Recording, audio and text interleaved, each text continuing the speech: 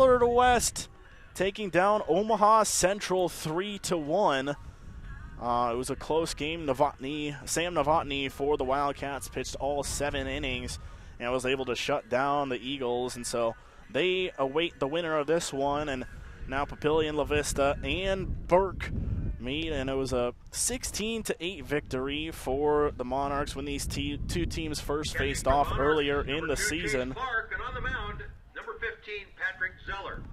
So Patrick Zeller will be pitching first base, number 10, Jason Irwin. For the Monarchs as we get started here in our second semifinal game. Who will advance to the district final? Whose season will end? Let's get it started.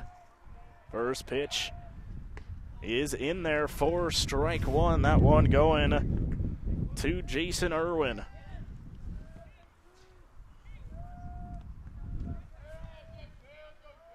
The 0-1 pitch, high curve up and away, so 1-1.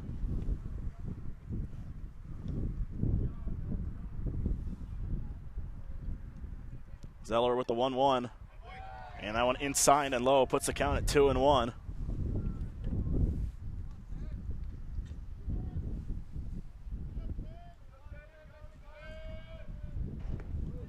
That one low puts the count now at 3-1. 3 straight balls coming from Patrick Zeller.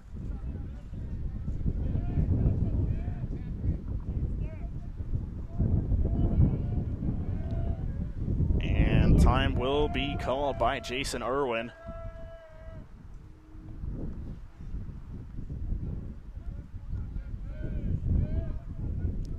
The 3-1 pitch in there puts the count at 3-2.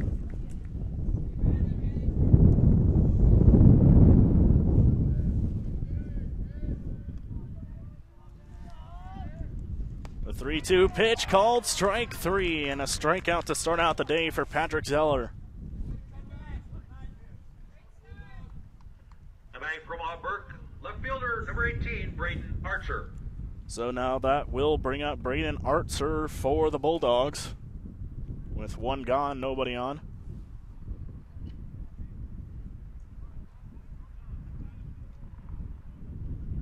First pitch to him.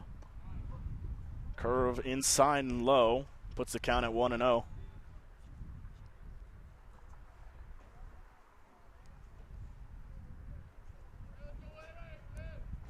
One-0 pitch in there to even out the count.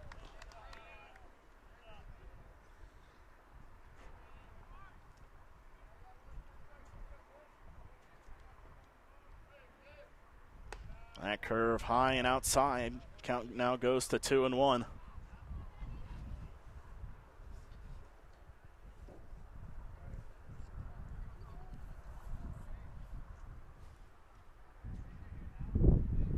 Two-one pitch from Zeller. That one swung on and grounded. Throw onto first, gets him. So now 2 gone here in the top of the first inning. So now with 2 gone, coming up to the plate for the Bulldogs is Gage Otter.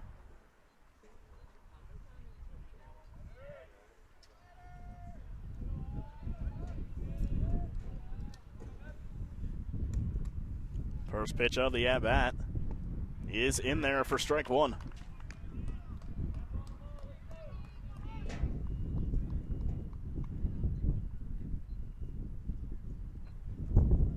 The 0-1 from Zeller, and just outside evens out the count.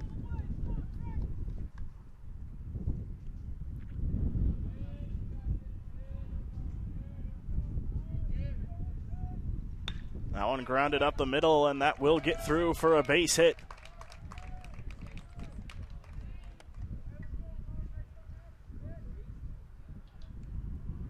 So now with 2 gone, the Bulldogs now have a runner at first. That'll bring up Ramon King. Number 9, Ramon King. With 2 gone.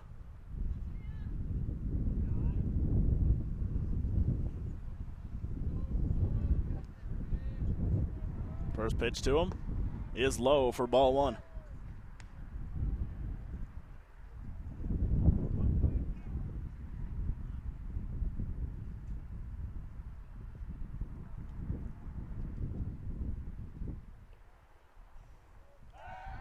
I'll check up over on that runner at first. Nothing going.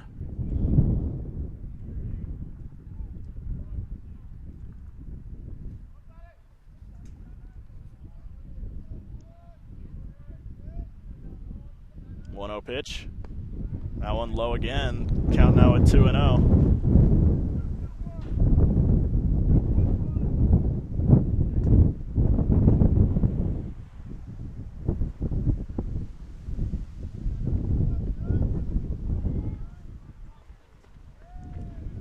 Get a time call by the umpire. 2-0 pitch is high and upstairs, 3-0.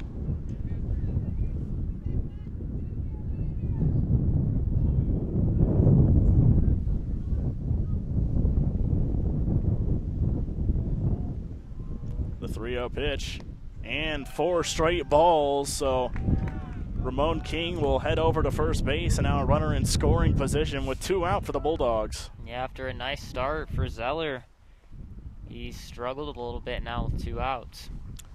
We'll get a courtesy runner, actually, for Burke over there at second base, Andrew Ferguson. Maybe trying to get some speed for a possible hit here with Owen Kelly up to bat.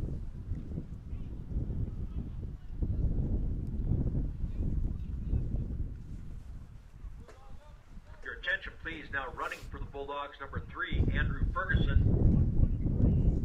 Now batting, third baseman, number 11, Owen Kelly.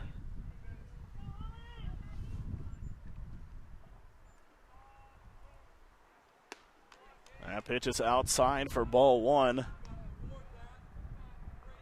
And Patrick Zeller struggling to find the strike zone here in these last couple at bats.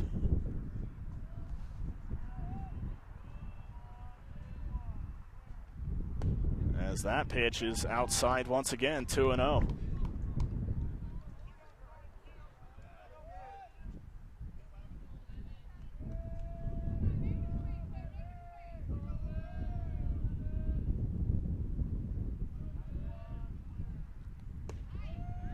Able to find the strike zone that time to put the count at 2-1.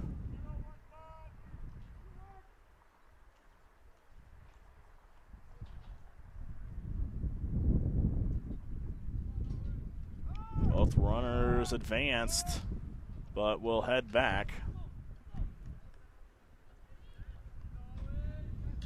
As the count is now 3-1 to Owen Kelly, and danger of walking the bases loaded here.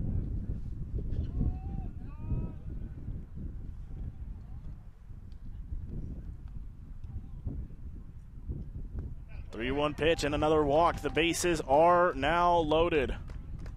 The 2-out struggles are continuing for Patrick Zeller. After those first 2 batters, it looked like he'd be out of the inning quickly, but now here we are with the bases loaded and 2 outs. So big spot here for Burke, trying to jump ahead early. Number 4, Caden Nice. As Caden Nice steps into the batter's box and will look to do some damage.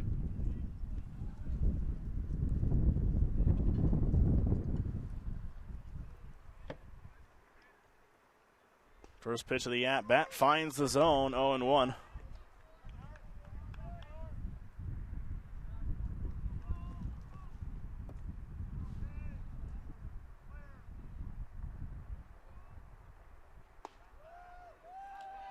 Lays off that one and called ball 1. Evens out the count.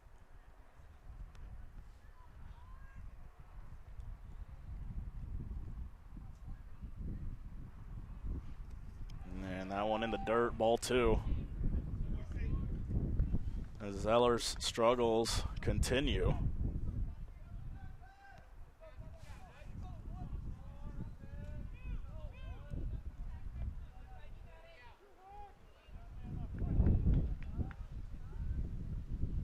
Here's the 2-1. Outside, 3-1, and one more ball, and he'll walk in and run.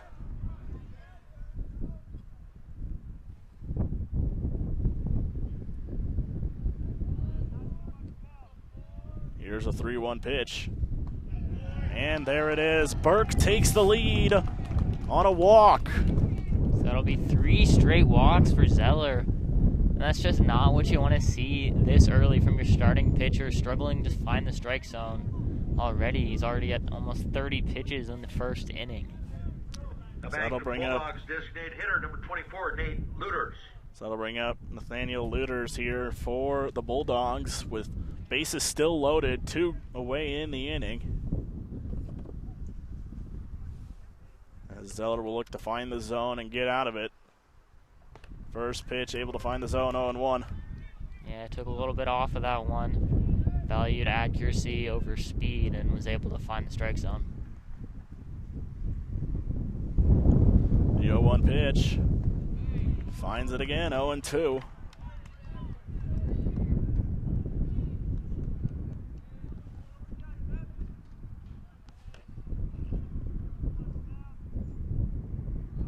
The 0-2 pitch from Zeller. And that one grounded to third. Throw on to first in time. But Burke able to get one across, and they have a 1-0 lead after the top of the first. We'll be right back on Strife TV.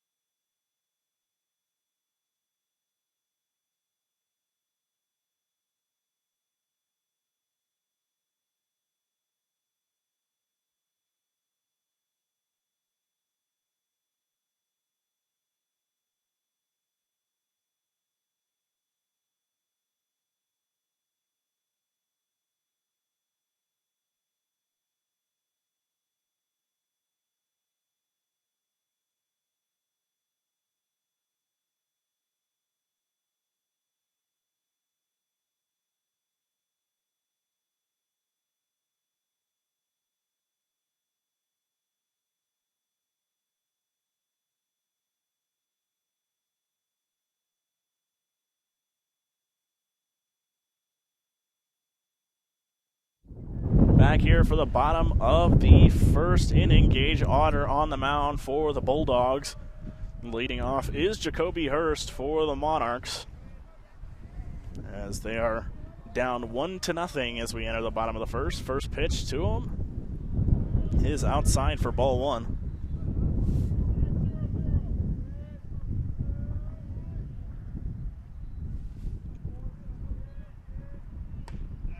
And not able to find the zone again, 2-0.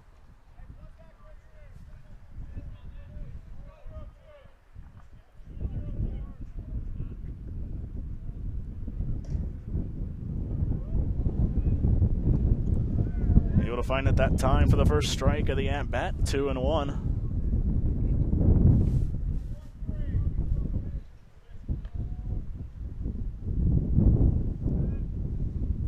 Two-one pitch from Otter. That one outside for ball 3, and we're seeing both pitchers now struggling to find the strike zone early on.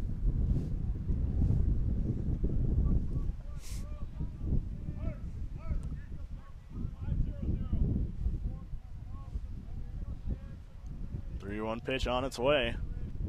That one fouled off, so now full count to Jacoby Hurst.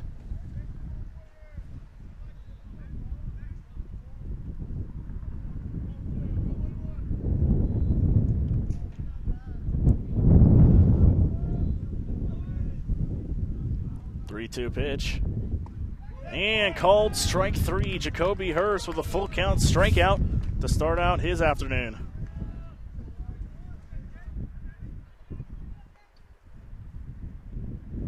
Brings up first baseman number 3, Jackson Ossenford. So now Jackson Austin-Fort steps into the batter's box for the Monarchs with one gone, nobody on here in the bottom of the first. First pitch to him, a high curve. Too high for ball one.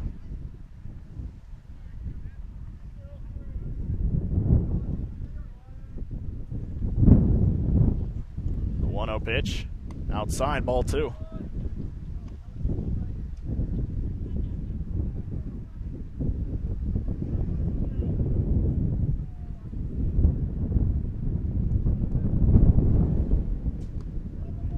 Finds his zone that time to put the count at 2-1.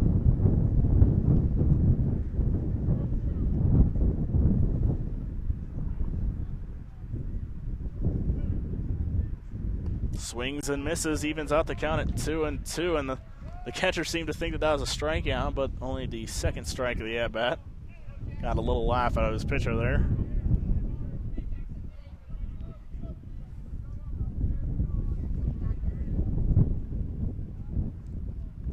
As here's the 2-2 from Otter. And it was Chase. Strikeout number 2 for Gage Otter. So now they got the strikeout and can throw it around the horn. So now with 2 gone, nobody on. Right fielder number 14. I'll bring up Ethan Nissen. And we saw Burke did its damage with 2 outs in the top of the first. We'll see if Papillion can get anything going here in the bottom of the first as looks at a first pitch strike.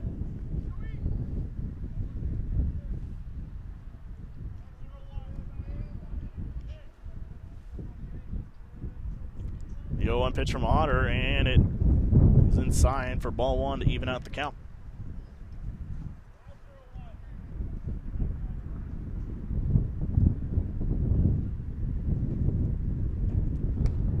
Called strike 2.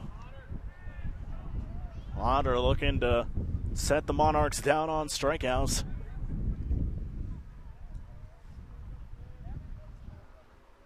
Here's the 1-2 pitch, and that one fouled off.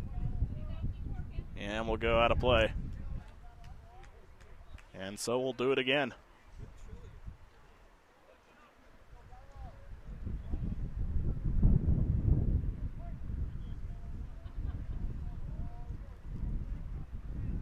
The 1-2 pitch on its way. And that one inside once again, evens out the count at 2-2.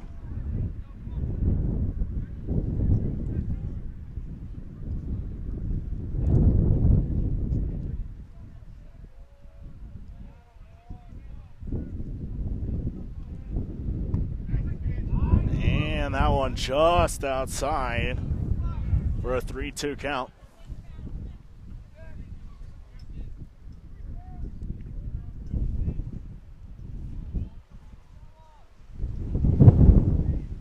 Full count pitch, and that one hit into left, going foul and out of play. So we'll do it again. Wind carried that one a long ways. We've seen the wind blowing very hard today. It's been able to carry a few balls so far this afternoon and this morning.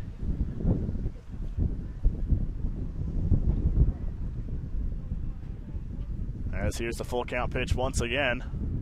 And that one outside, ball 4. So now Papillion gets a runner on, and we'll try to do some damage here in the bottom of the first.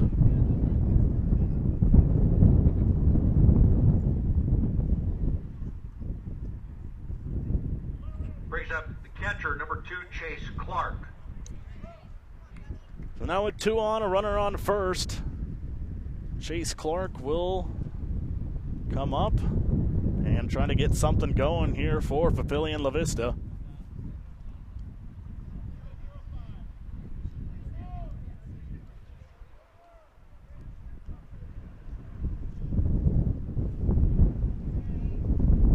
First pitch to him, swinging, 0-1.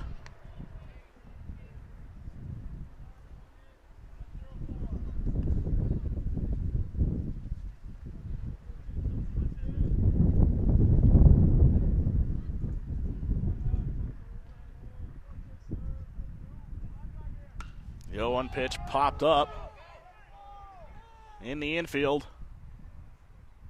And the catch is made, so They keep that runner stranded at first. We're through one. Burke leads 1-0.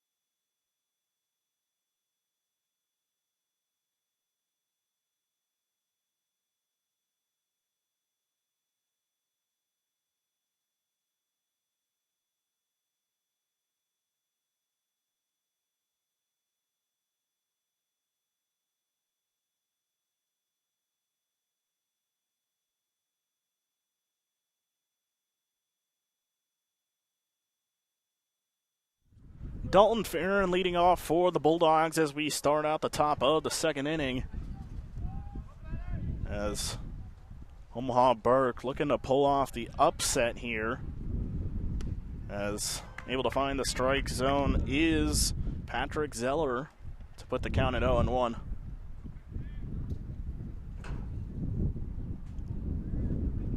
The 0-1 pitch. Not one. Flown out into right and gets down for a base hit. So leadoff single there for Dalton Farron.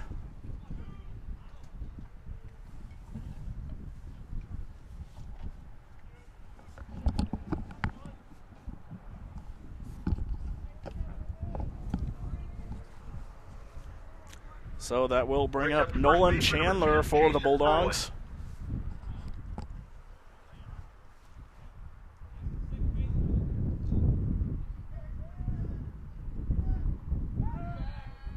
Checking over at first base on Dalton Farron, nothing going for him.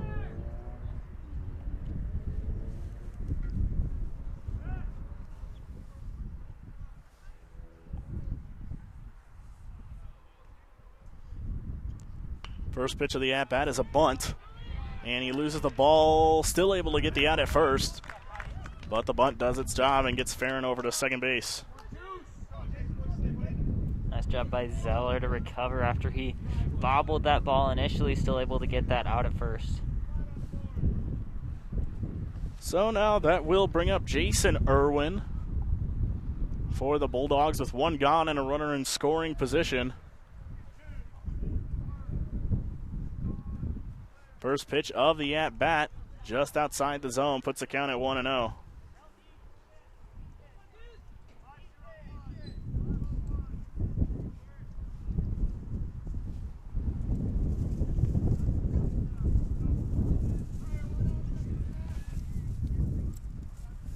One-0 pitch to him is low for ball two.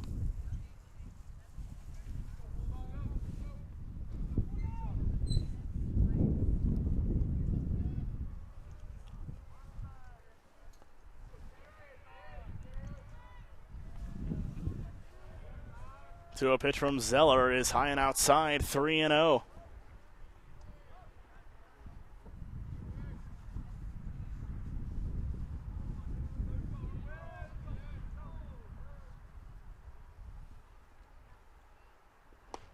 And a four-pitch walk. The struggles to find the strike zone continue for Patrick Zeller.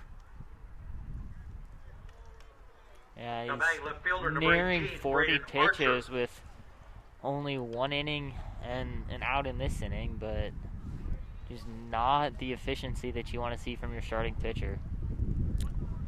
So now Braden Archer in the batter's box for the Bulldogs, as they will look to extend their lead here early on. First pitch to him is in there for strike one.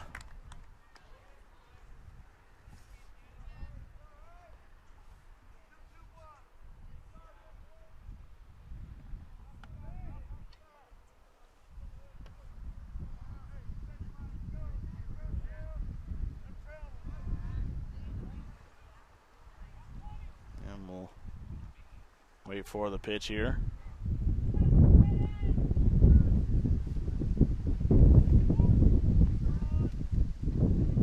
The 0-1. That one grounded foul. Now behind in the count 0-2 is Braden Archer.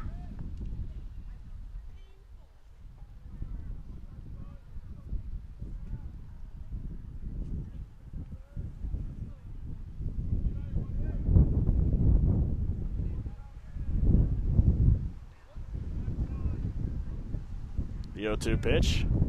That one grounded hard and through for a base hit. And they'll keep the runner at third, but Burke has the bases loaded.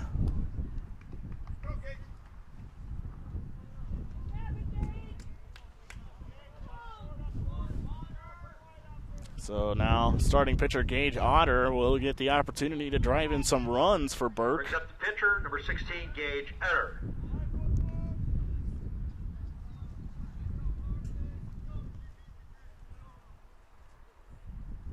As Burke looking to blow this one open early. First pitch to him. He is in there for strike one.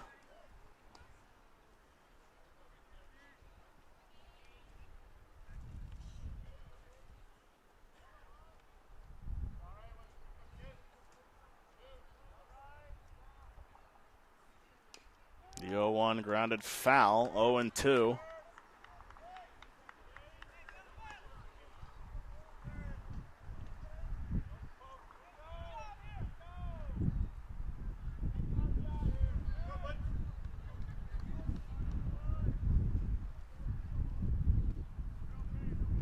The 0-2 pitch to Otter, and grounded foul once again.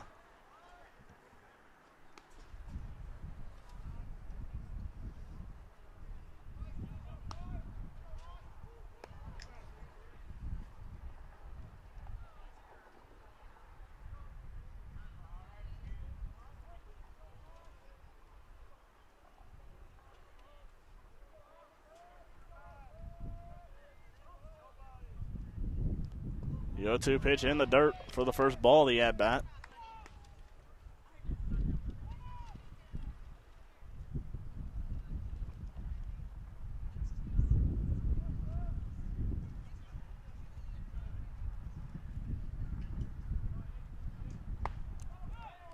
And that's a ball, evens out the count at 2-2. Patrick Zeller looking to get a very important strikeout here.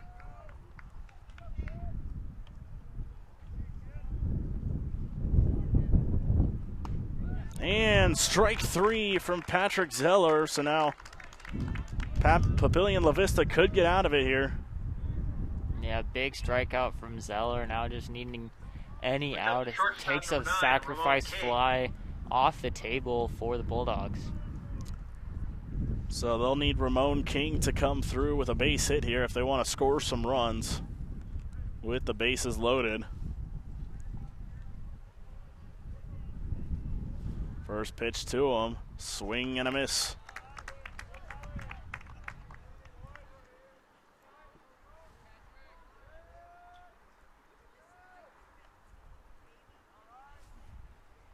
The 0-1 from Zeller, and low, and a good stop by the catcher there behind home plate.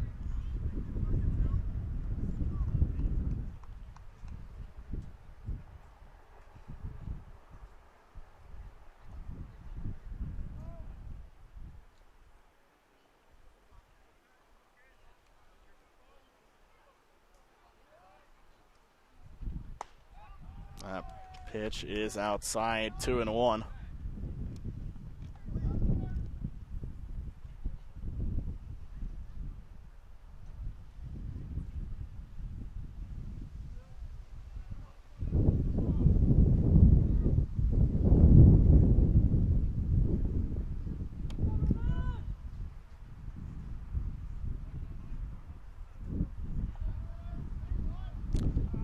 Time once again called by the umpire.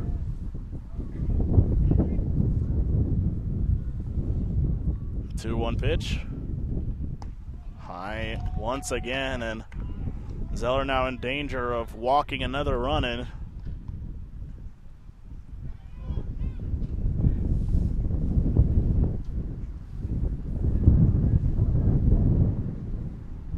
The 3-1 pitch. Swing and a miss, full count. Big pitch here coming from Zeller. Difference between a run or getting out of the inning.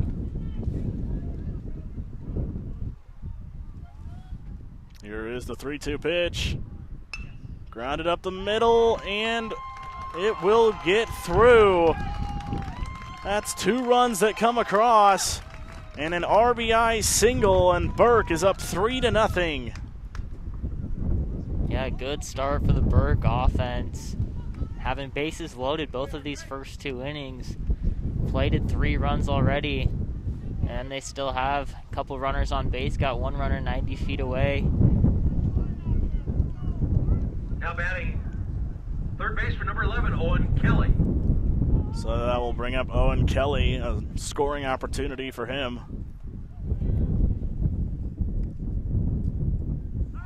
And they'll try to pick off the runner at first, way too late on it.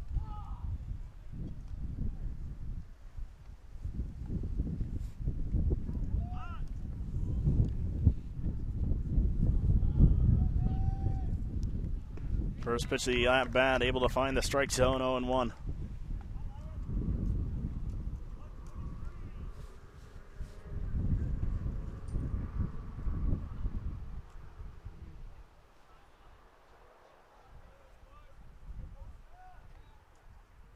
That one hit and through. Another run's going to come across, and it's now 4-0. RBI single for Owen Kelly. We did see a lot of offense the last time these 2 teams met.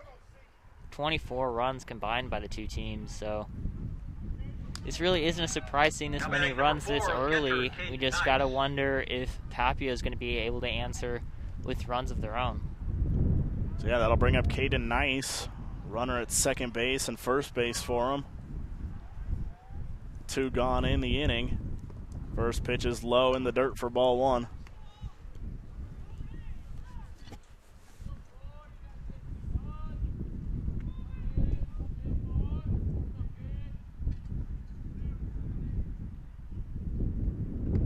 That one high, 2-0.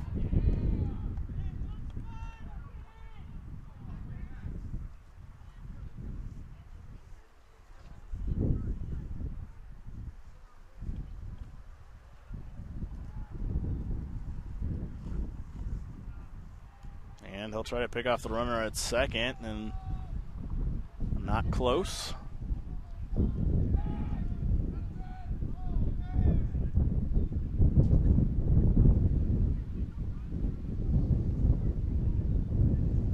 Runners are was gonna take, but good pop up there by the catcher. But now a 3-0 count, a danger of getting the bases loaded once again.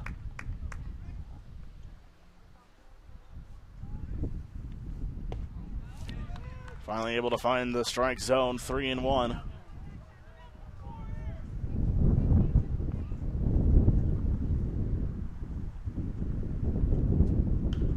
That one hit foul, and will go out. So now full count.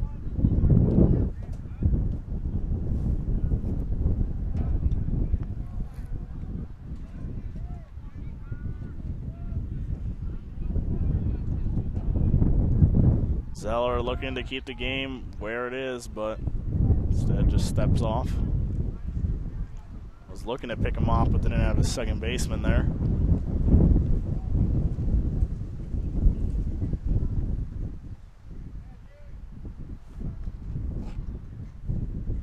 Three-two pitch. And another walk. Bases loaded once again for Burke. We are starting to see some action in the Monarch bullpen. So you got to wonder how much longer Zeller's leash is with all of these walks. He's up over 60 pitches, not even done with his second inning of work. And he's going to go and get a mound visit from Coach McCabe here. We'll take a quick break. We'll see if that's it for him.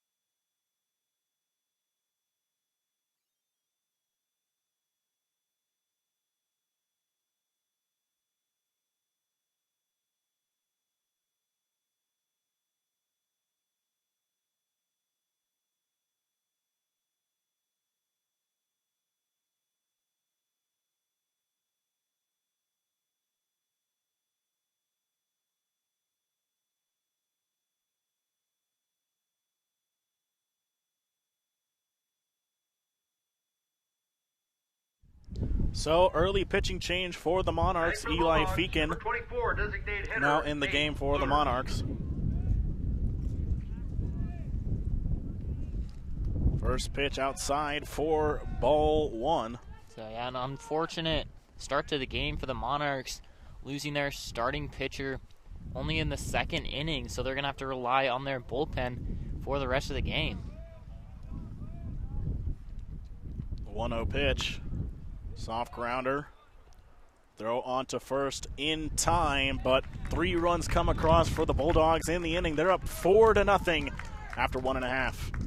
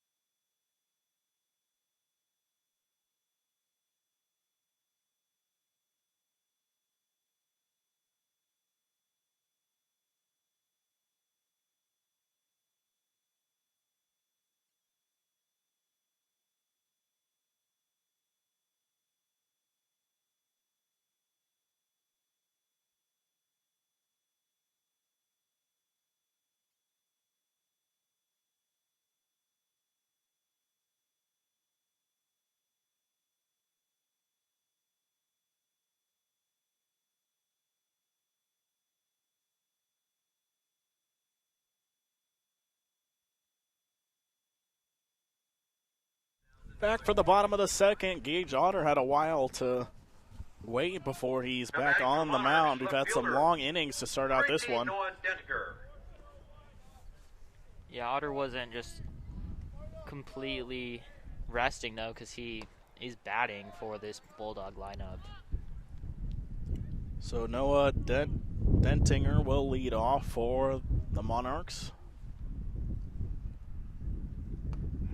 Able to find the zone to even out the count, 1-1.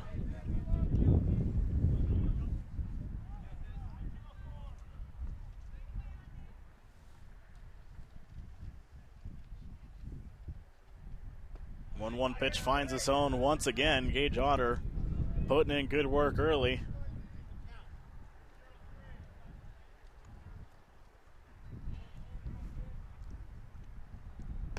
That one high and upstairs, 2-2.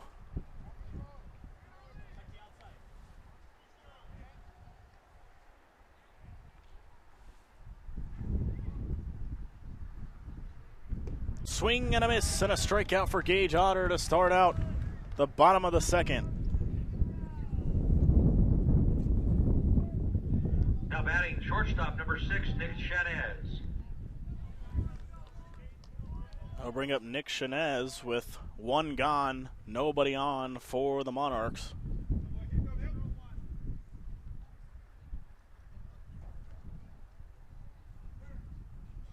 First pitch from Otter. And it's fouled off, 0-1.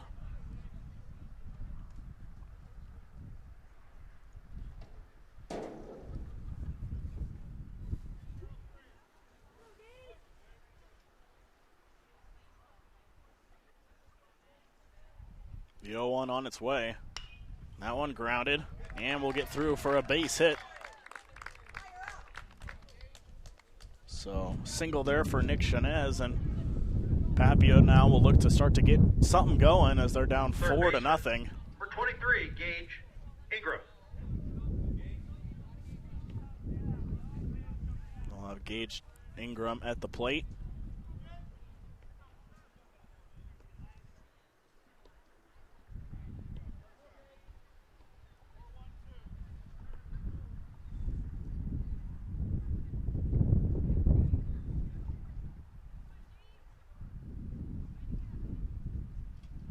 Check back over at first base, not able to pick him off.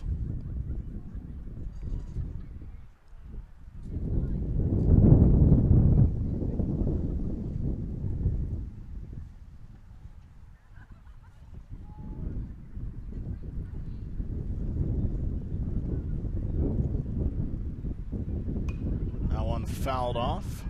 0-1 to start the at-bat.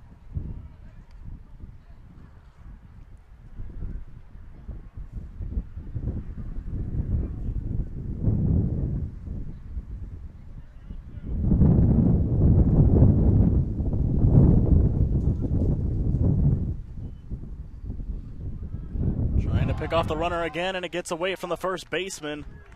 So now he's headed over to second, going all the way to third. And we saw that in that first game with Northwest and Central, and a big infielding mistake here for the Bulldogs. Now a runner 90 feet away. Yeah, like you're saying in the Millard West game, the Wildcats ended up scoring because of that error. So we'll see if the Monarchs are able to do the same thing here. They need to start getting some runs across. As don't want to get in too much of a hole. Already down 4-0 and into your bullpen. Now 0-2 from Otter.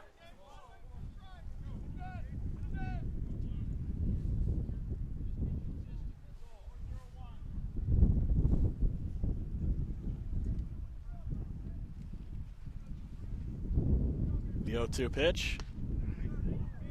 Just misses the zone, 1-2.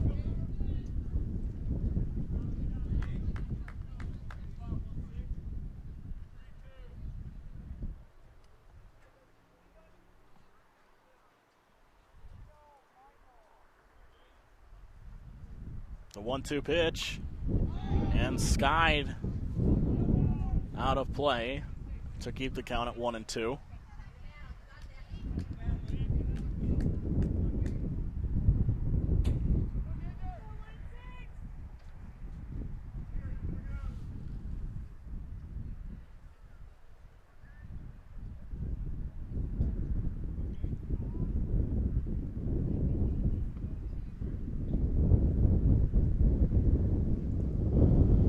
1-2 pitch. That one popped into center field. Runner getting ready to tag. Catch made. Runner tags.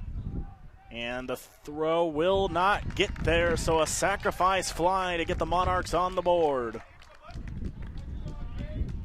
So that's what the Monarchs need to do here, just cut into that lead little by little. They've got time, so they don't need to get all their runs back in one inning. As long as they get one run here or there in a few of the innings, they should be fine as long as they can hold the Bulldog offense.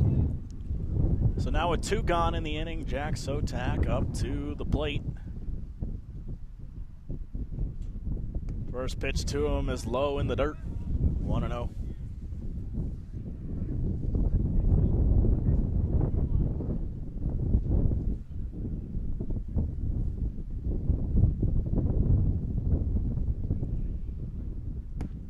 That one high, puts the count at 2-0.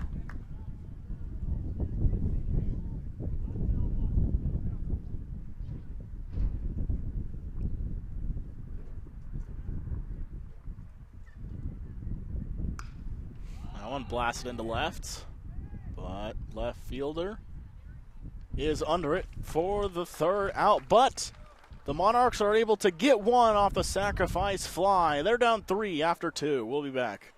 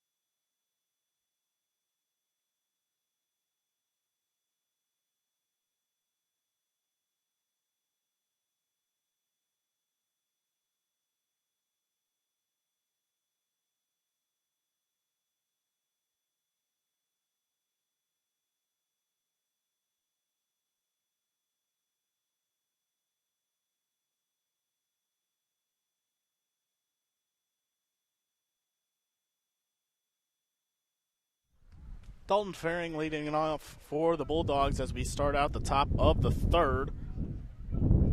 Eli Feakin still on the mound for the Monarchs out of the bullpen. As that one is popped up to shallow right center in the infield. Quick outs to start out, and that's what you need, I think, when you have a bullpen pitcher. Just those quick, easy outs to really get his momentum up. Yeah, especially when your bullpen is in the game this early.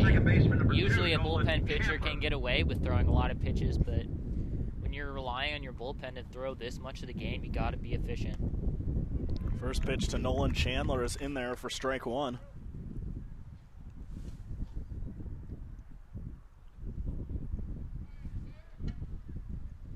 That one low, evens out the count at 1 apiece.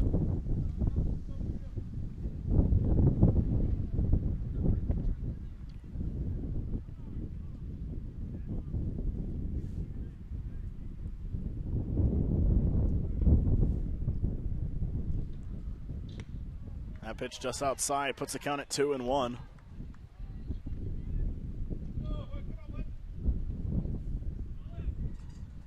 Two-one pitch from Feakin. And it's outside, ball 3.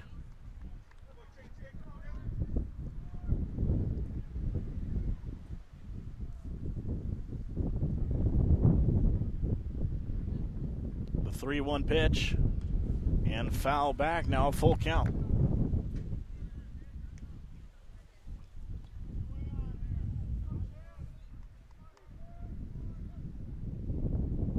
The 3-2 from Feakin. And fouled off again, so we'll do it again.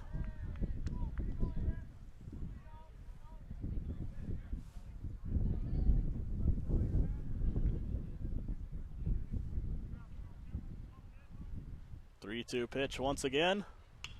And grounded to the shortstop. And got a bad hop, throwing to first. Still able to get him. What a play by the shortstop for the second out. Yeah, it looked like he wasn't going to make the play at first, bobbled it, but then able to snatch it back up, make a throw in time for the second out. Jason Irwin. So now that'll bring up Jason Irwin with 2 gone here in the top of the third, and Monarchs looking to get out of this inning without allowing a run for the first time this afternoon, as that first pitch is way inside for ball 1.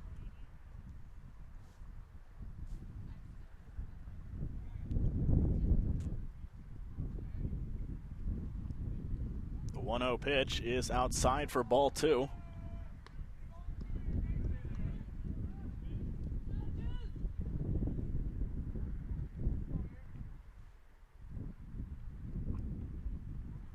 Swing and a miss for the first strike of the at-bat.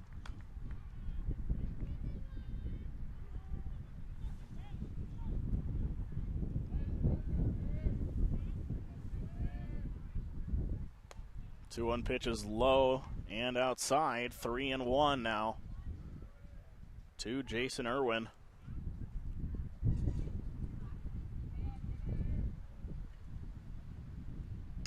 That one fouled off, and we're going to have a second straight full count.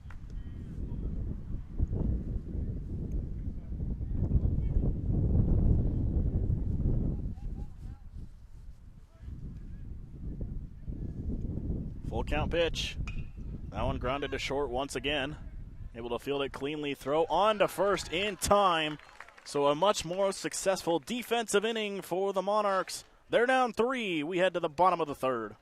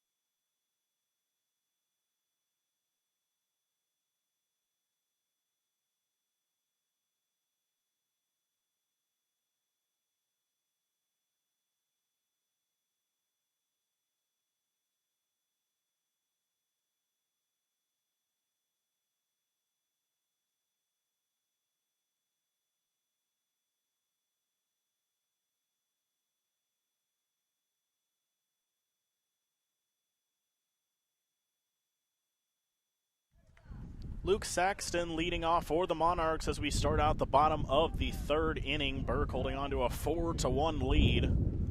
Gage Otter still on the mound for the Bulldogs, as the first pitch of this at-bat is outside for ball 1.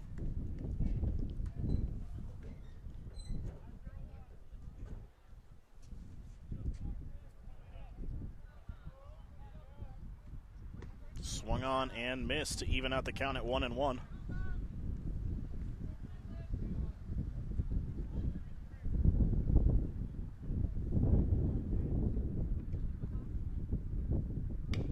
That one sent into left field. Going back on it, and it gets down. Headed to second base, and a leadoff double for Luke Saxton.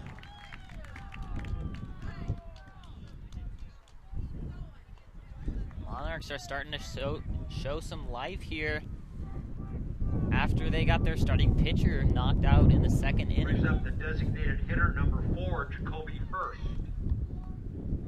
So now Jacoby Hurst stands in with a runner on second.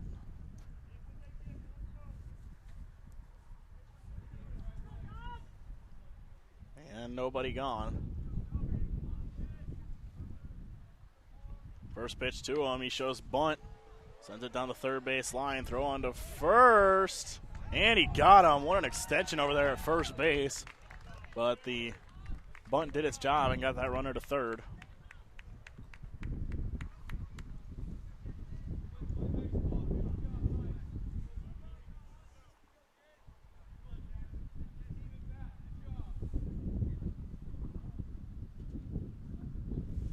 Now batting first baseman number 3, Jackson Ossenfort. Ossenfort now back in the batter's box for Papillion La Vista. First pitch from Otter is fouled off.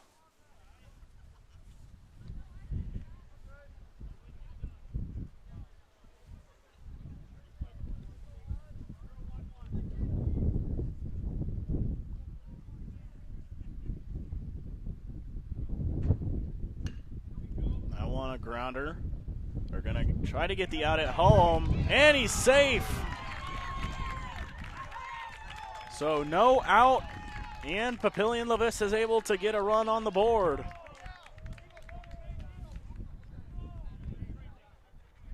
Risky play there by the Bulldogs, not paying off. I don't know if I would have done that. I think in that situation with the lead they have, you just get the out. Right fielder, Don't, number 14, you just let the run score, get the out. You've had 2 outs with nobody on base. Instead, you have 1 out and a runner on first. So yeah, now Ethan Nissen with that runner on first will look to do some more damage for the Monarchs, as that first pitch is low for ball 1.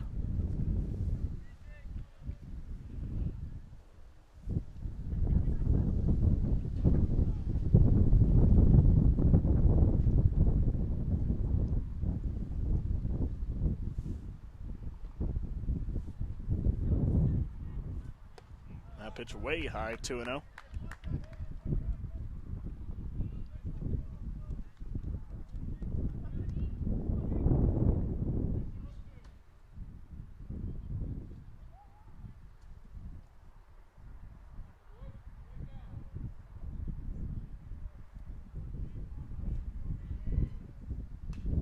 Pitch foul back, puts the count at 2-1.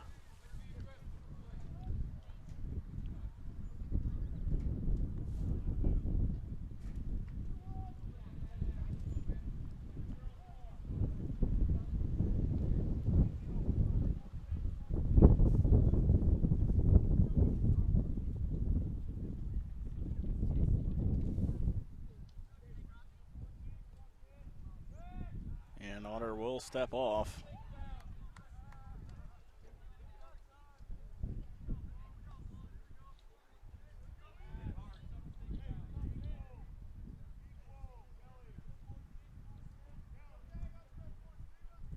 Two-one pitch. High once again, 3-1.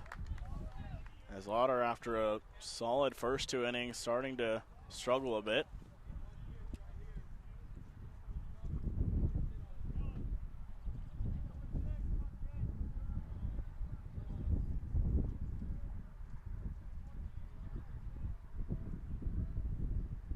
One pitch and foul, another full count.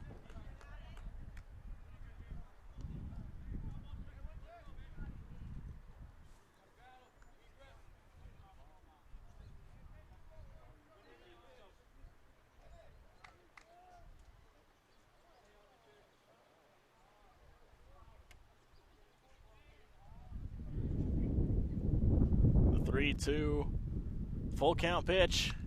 And fouled off again. Good job staying alive is Ethan Nissen.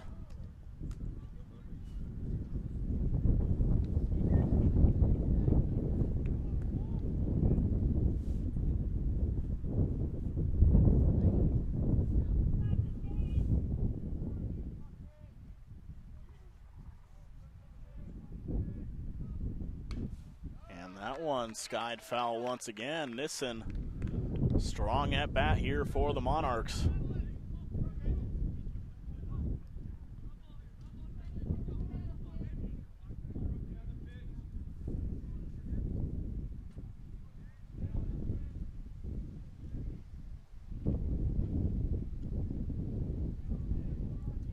The 3-2. And that'll be ball 4, so now Papio has another runner in scoring position. Yeah, that put the tying run on base for the Now batting Monarchs, the too. catcher, number 2, Chase Clark. So that'll bring up Chase Clark with 2 on, 1 out here in the bottom of the 3rd.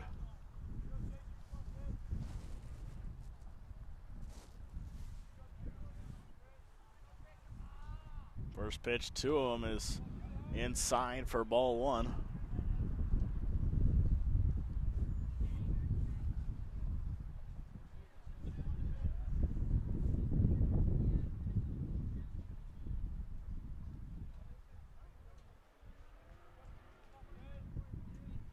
A 1-0 pitch, swung on and missed, evens out the count.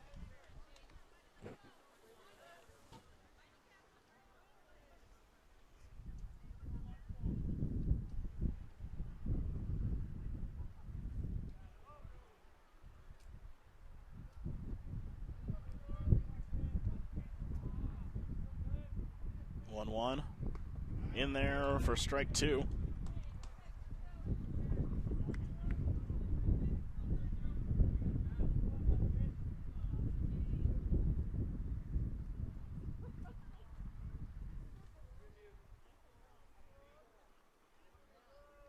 The 1-2 pitch swung on and popped up, going into foul territory, and the catch is made. So now 2 gone here in the bottom of the 3rd.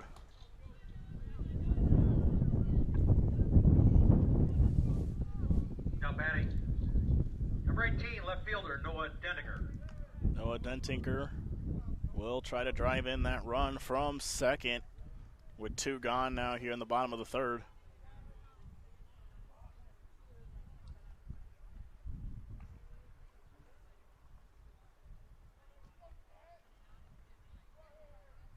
First pitch drills him, and now the bases are loaded.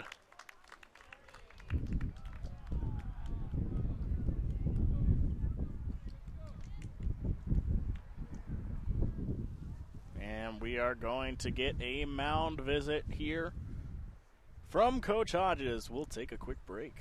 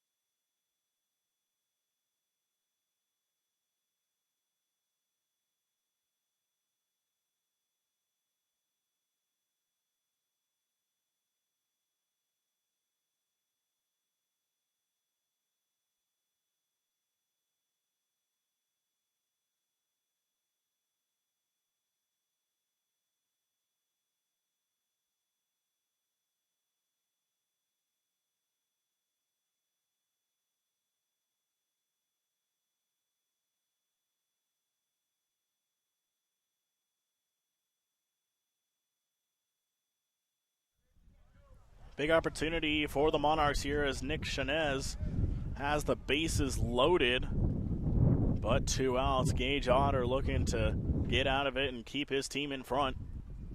First pitch popped up in the infield, and the catch is made. 1 run does come across for the Monarchs, but Burke leaves the bases loaded. 4-2 after 3.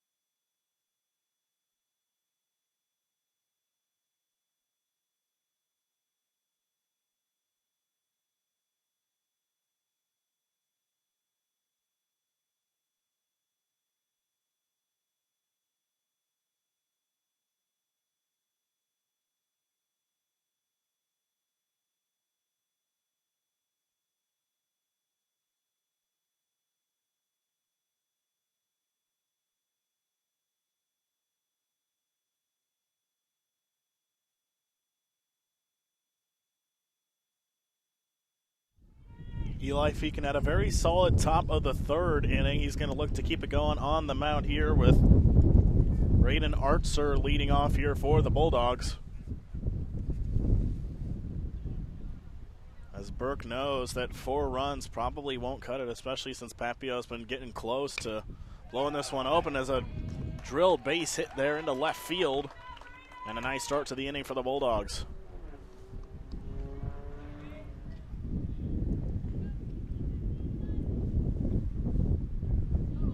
And that'll bring up Gage Otter here for Omaha Burke. With Archer standing at first. Gage Otter.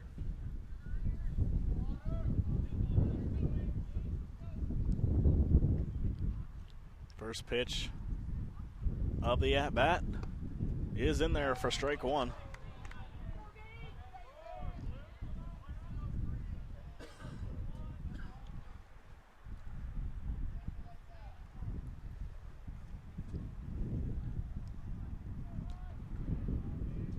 And he's going to try to pick off the runner at first, not able to.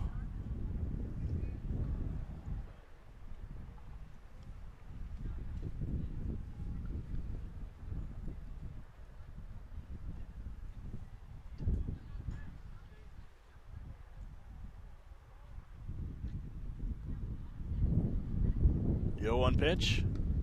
On the way inside, evens out the count.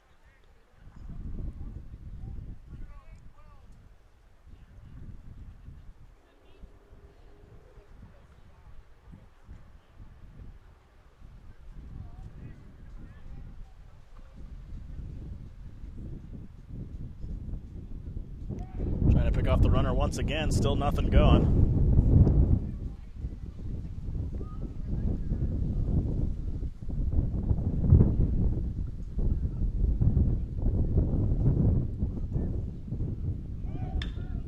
That one drilled into left and down for a base hit.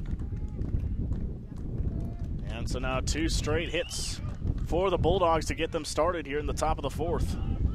Yeah, they're showing a little bit more of that offensive life that they showed in the first and second inning as opposed to that third inning where they got shut down pretty handily. Now batting the shortstop, number 9, Ramon King. So that'll bring up Ramon King with nobody out and a runner on first and second.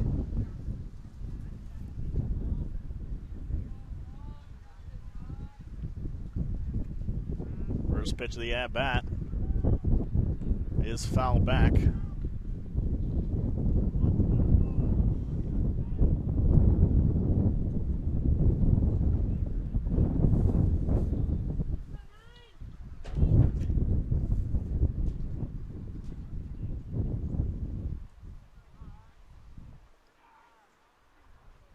The 0-1 from Feakin, showing bunt and caught in the infield for the first out of the inning. Bulldogs, they're getting lucky though that neither of their runners were too far off the base and Monarchs weren't able to turn a double play there off that bad bunt. Yeah, that one just popped up way too high, and that'll bring up Owen Kelly. Owen Kelly.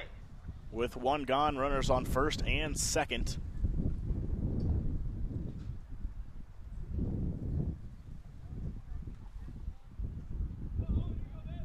First pitch of the at-bat is low for ball 1.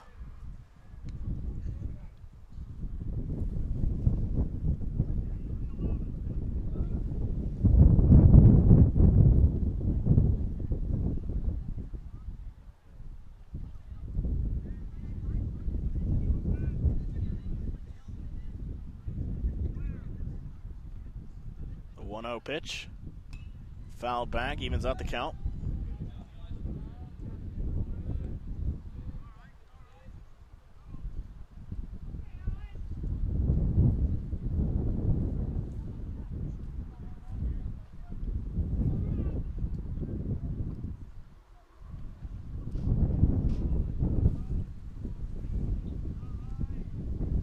Both runners are going to take here, and no throw made, so runners advance to second and third pretty easily.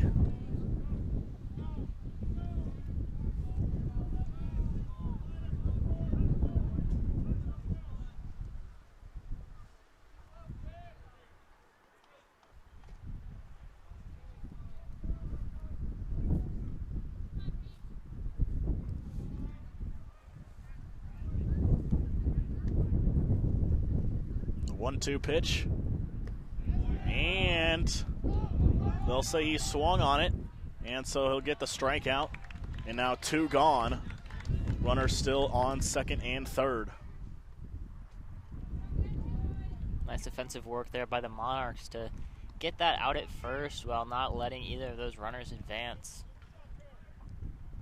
So Caden Nice will need to come through with a base hit Now here batting for number 4, Burke the catcher, Caden Nice. if they want to get any of those runs across. And to add to that 2-run lead. First pitch from Feakin. And it's in there for strike 1.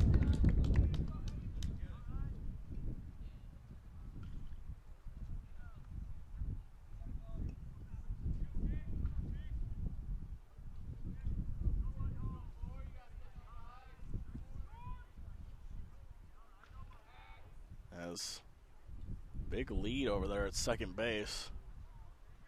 Just throwing Feakin off a little bit.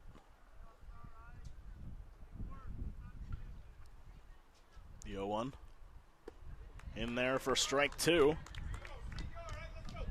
Feakin looking to keep the game where it is.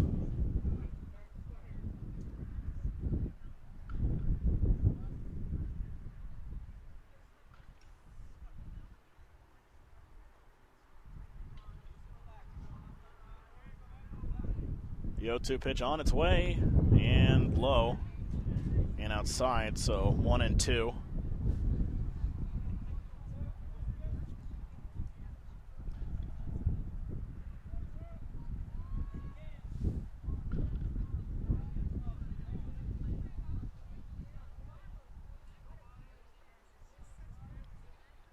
A 1-2 pitch.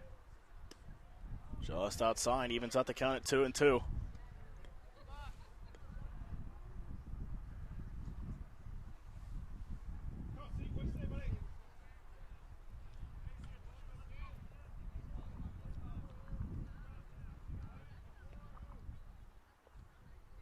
Two-two pitch in the dirt. Now a full count.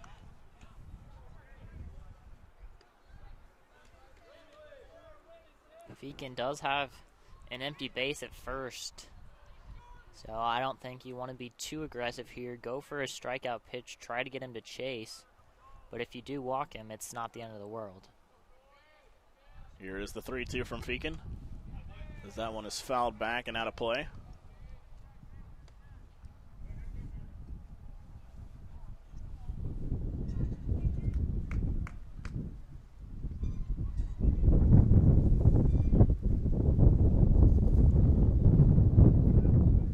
Two here once again from Feakin, and ball 4, bases loaded now with 2 outs, with Jack Sotak now coming up to the plate.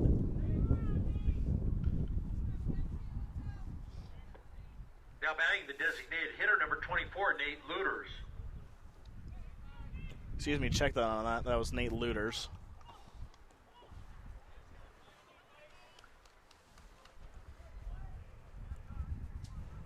He'll try to get a big hit here to maybe blow this one open for the Bulldogs. His first pitch swinging fouls that one onto the first base dugout.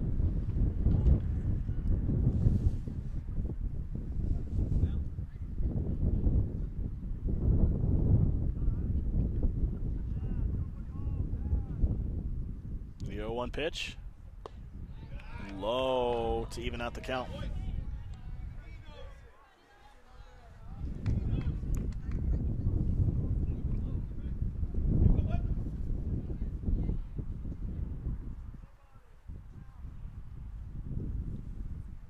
A 1-1. Finds the zone that time. 1-2 now to Looters.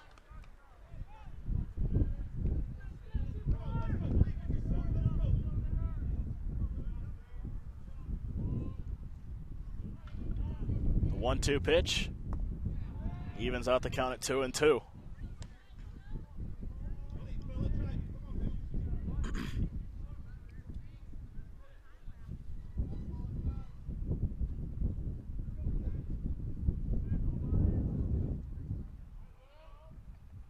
2-2, and that one launched into right field, and that one's going to get down for a base hit. One run comes across, a second one on its way, and a third one coming, and a 3 RBI double for Nate Luters, and Omaha Burke has blown this one open. Huge hit by Luters there, giving his team a 5-run lead here.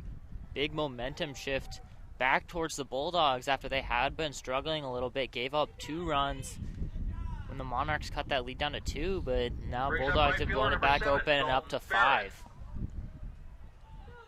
So now with the runner at second comes in Dalton Farron with 2 outs in the inning.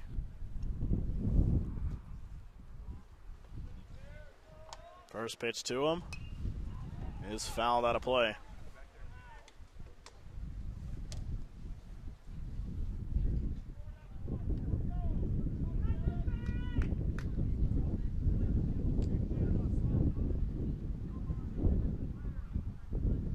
The 0-1 pitch, that one's outside. Ball 1 evens out the count.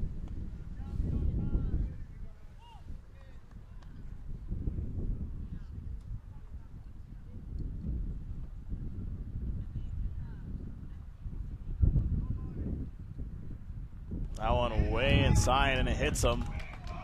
So now runners at first and second.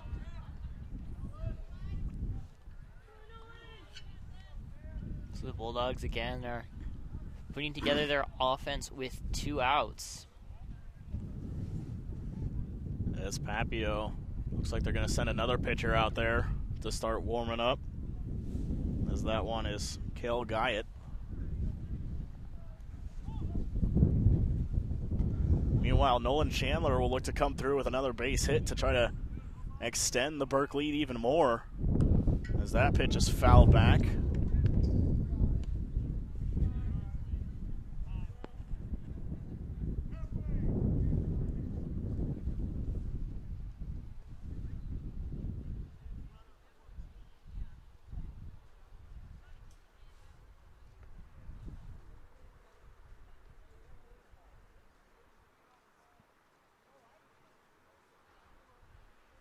As we got a pinch runner coming in over at second base. That'll be Braden Pebley.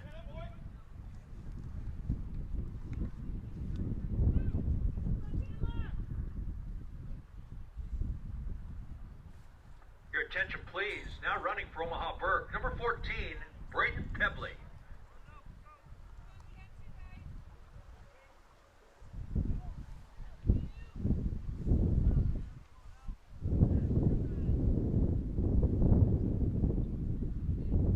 The 0-1 pitch.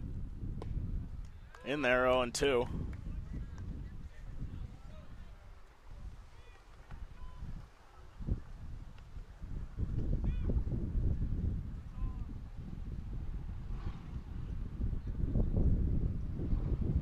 And time called once Now again. batting for the Bulldogs, number 2, Nolan Chandler.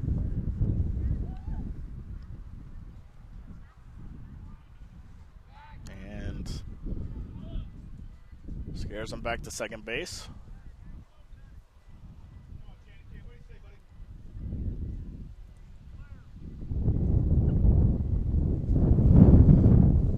The 0-2 pitch.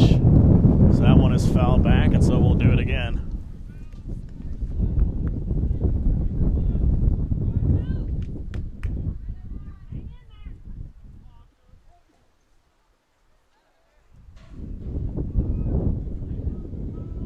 The 0-2 pitch.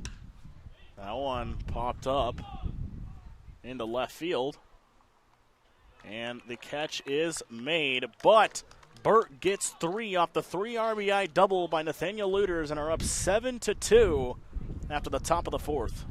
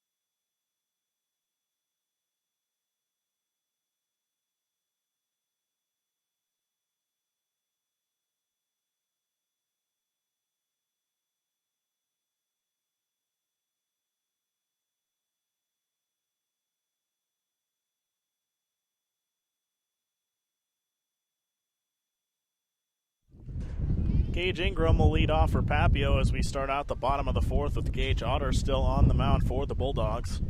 First pitch from him, swung on and missed. So it'll be 0-1.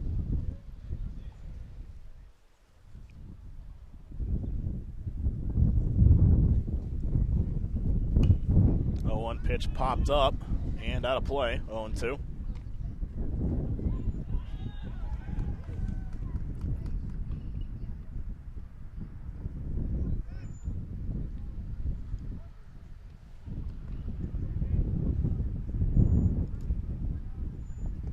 That one in the dirt, 1-2.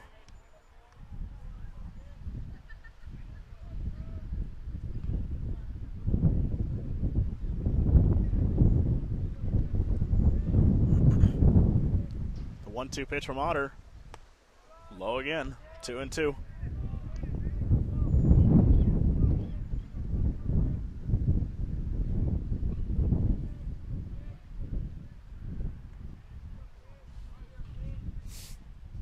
Swing and a miss. They're going to have to make the throw to first. And they do, so one gone now here in the bottom of the fourth.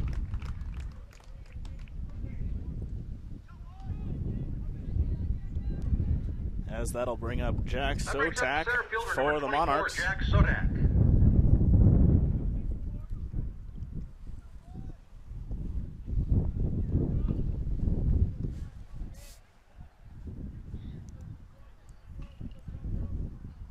First pitch to him is in there, 0-1.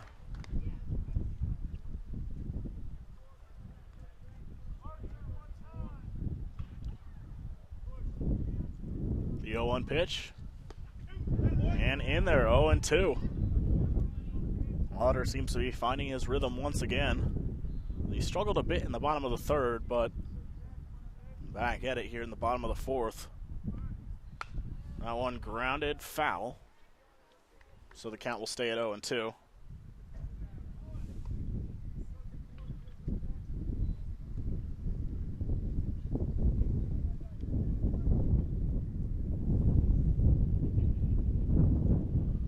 Oh, 2 pitch fouled off the first base side. So we'll do it again.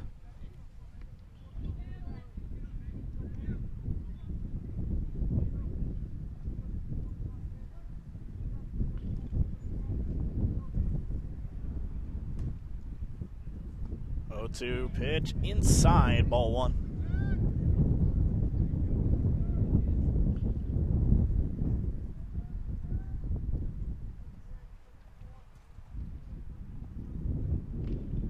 The 1-2 pitch from Otter. And called strike 3. 2 gone now here in the bottom of the fourth.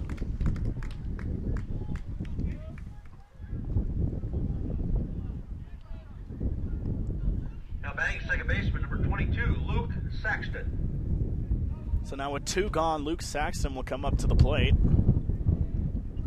and try to get something going for the Monarchs. As that first pitch is outside, ball 1.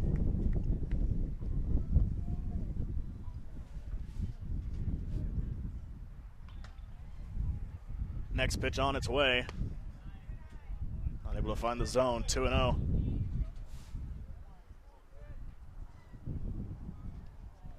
2-0 pitch from Otter. That one's skied up, going into foul territory. And makes the catch for the third out of the inning. Burke's rolling right now, up 7-2 after 4. We'll be right back.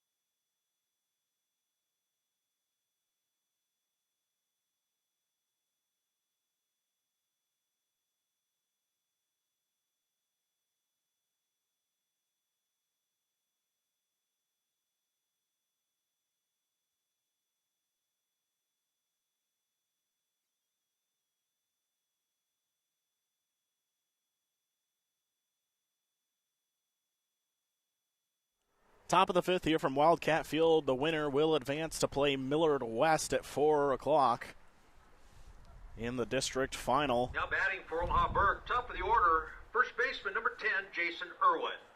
Jason Irwin here leading off for the Bulldogs in the top of the fifth. First pitch to him, swung on and missed. Eli Feakin still in the game here for the Monarchs. Gave up that 3 RBI double in the last inning.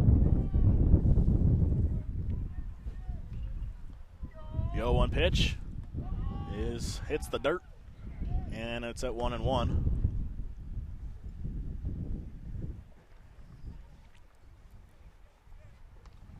The 1-1 pitch from Feakin in there to put the count at 1-2.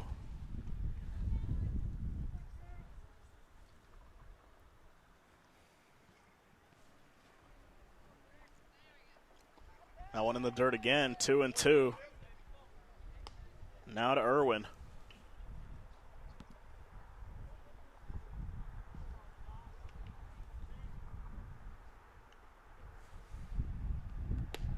Two-two pitch low, so now a full count for Feakin.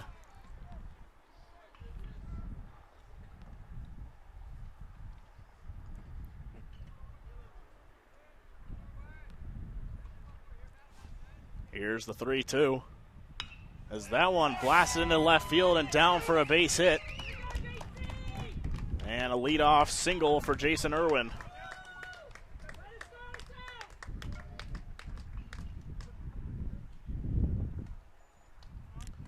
As we will get a mound visit, and it looks like that's going to be it for Feakin. Take a break here on Stripe TV.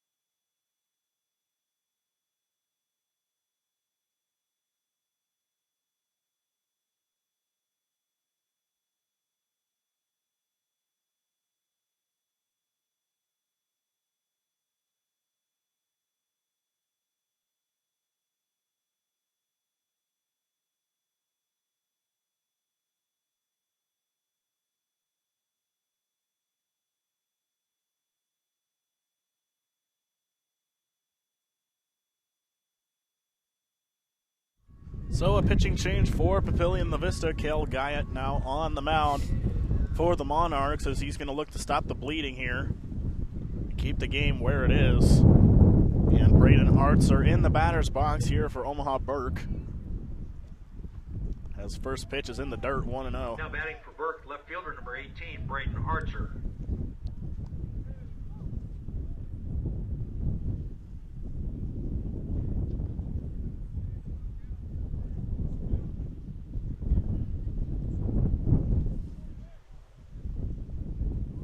Checking back over at first base, nothing going.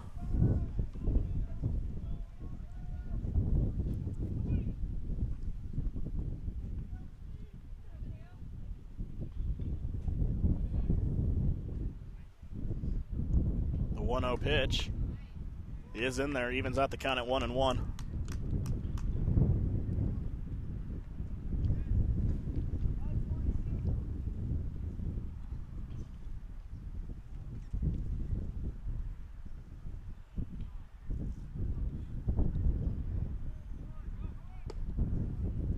One low and inside. Archer was showing bunt, as they might be looking to just advance that runner to second base.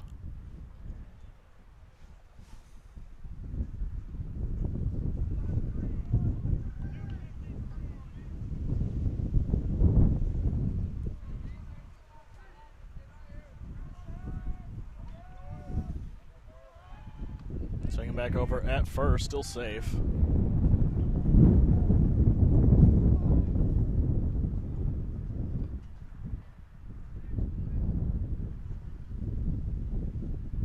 Two-one pitch, and the bunt is laid down. Guyot will flip it to first for the first out of the inning.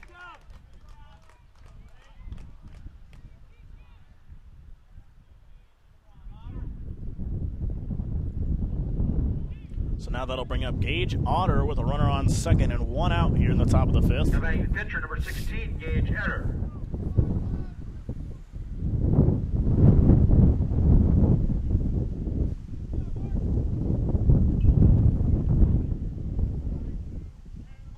First pitch to him is low for ball one.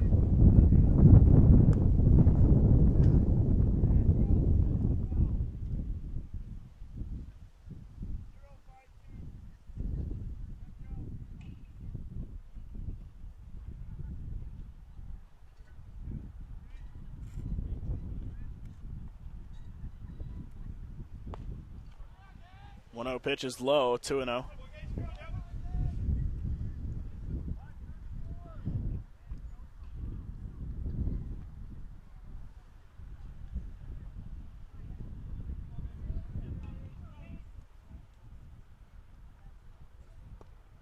Still not able to find the strike zone, now 3-0.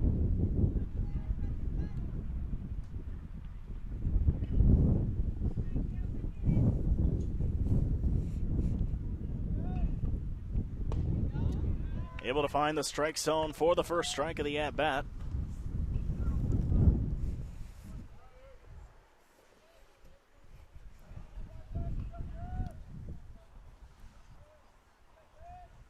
The 3-1 pitch. And in the dirt, ball four, and the runner's going to advance to third.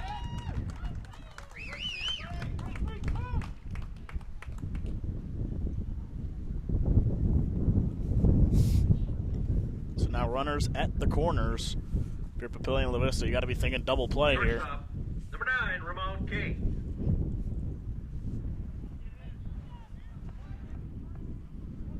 As now Ramon King will come in and try to add some more runs for Burke as we're into the later innings now.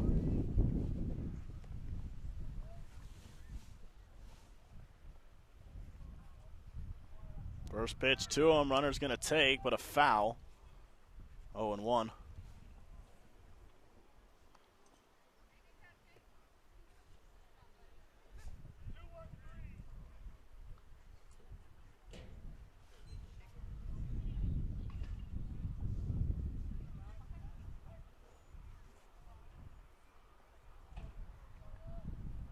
The 0-1 pitch in the dirt, 1-1, and runner takes second, no throw made. So now two runners in scoring position for Burke.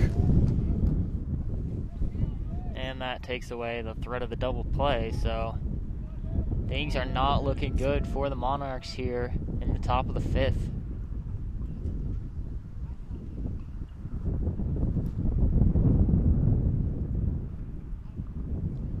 One pitch is low, 2-1.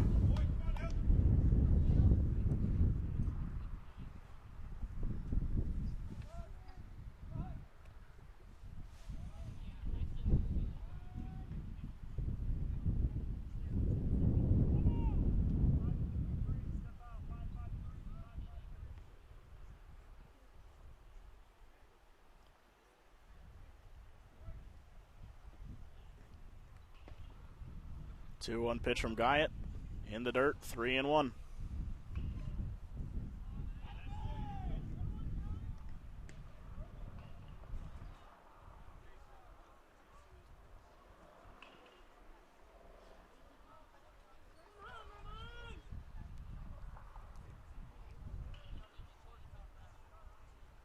3-1 pitch. Way outside, bases loaded for Burke.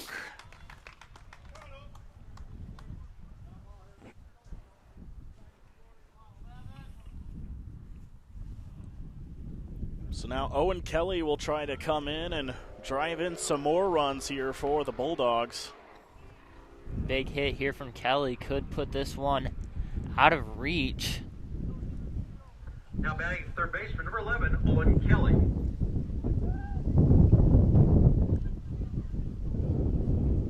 First pitch swinging and missing, 0-1.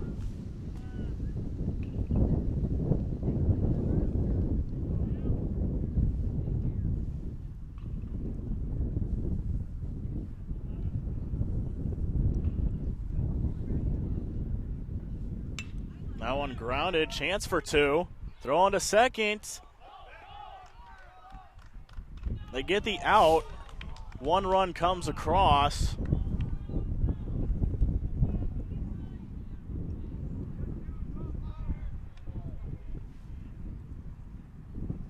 As I think the runner at second thought he was safe.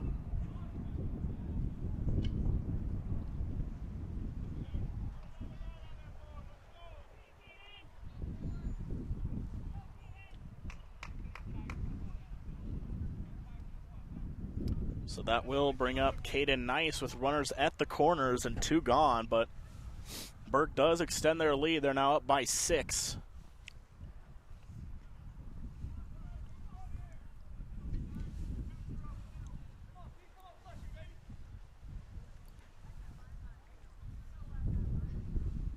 Now batting number 4, the catcher, Caden Nice. First pitch to him is outside, ball 1.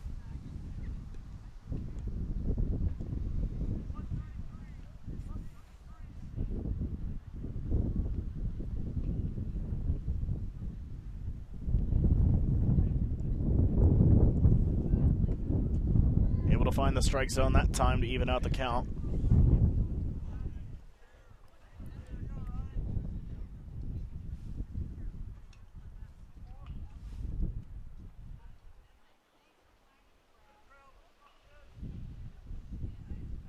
Runner's going to take second as that pitch is way away and the ball gets away, so another run is going to come across and Burke is in the driver's seat.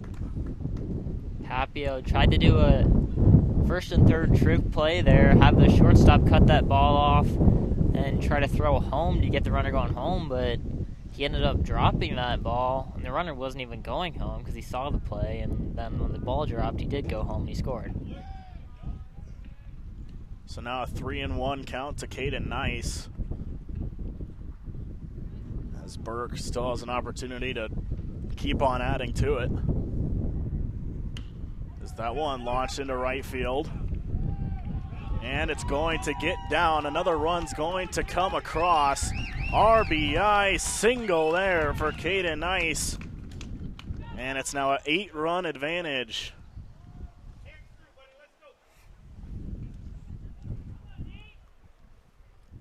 As that'll now bring up Nathaniel Luters. Brings up the designated hitter, number 24, Nate Luters.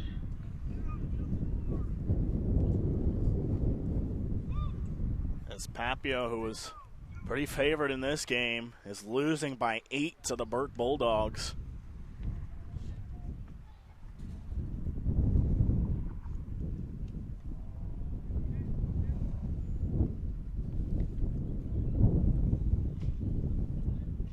First pitch, swinging and missing, and the runner takes second.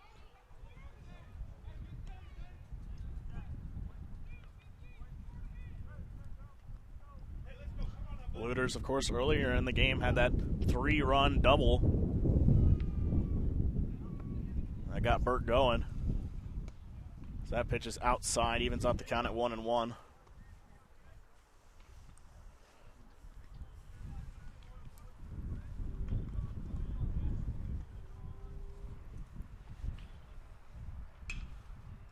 That one hit, going into foul territory, and foul.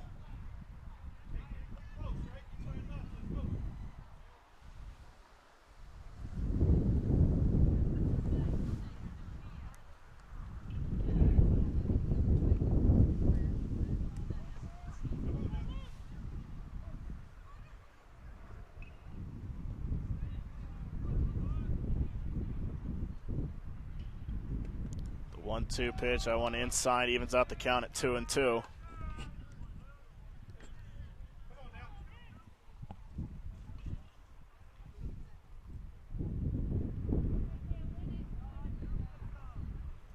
Two-two pitch on its way.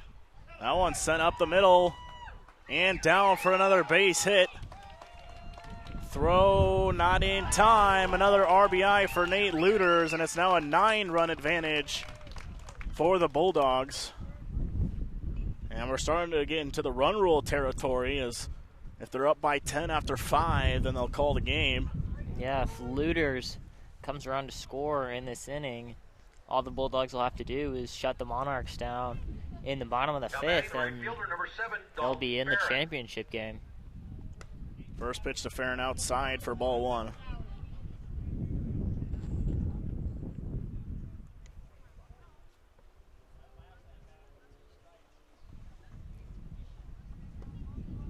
Able to find the zone that time to even out the count at 1-1.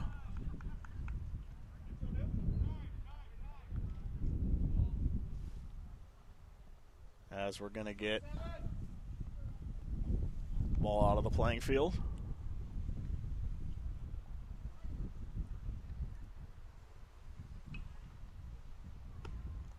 Finds the zone again, 1-2.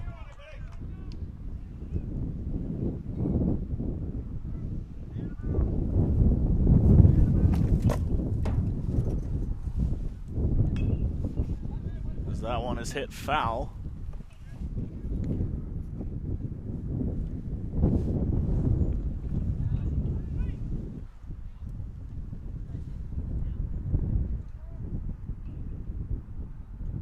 Two. Inside now 2-2.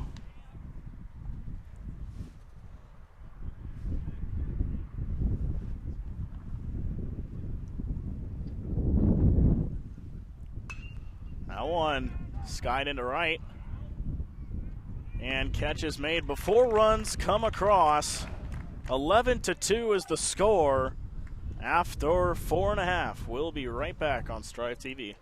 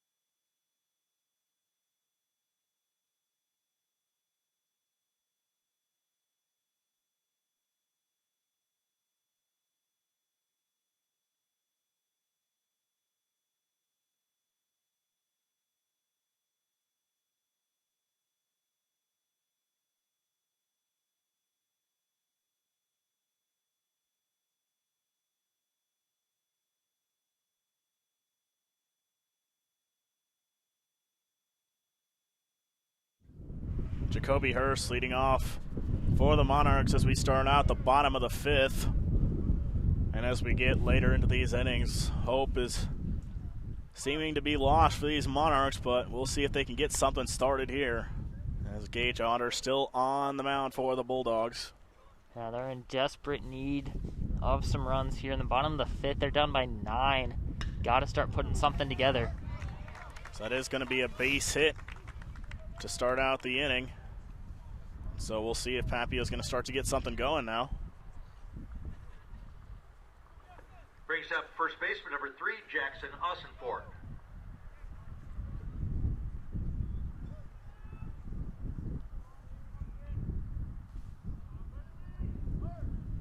So Ossenfort now at the plate with nobody out. And a runner on first, and that one popped up into left field. Going back, and it's going to get over his head. So a double there, and now runners at second and third.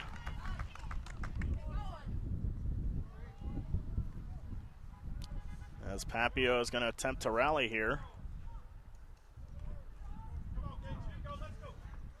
Now batting for the Monarchs, number 14, right fielder, Ethan Nissen. So now Ethan Nissen steps into the batter's box, looking to get the Monarchs back into it.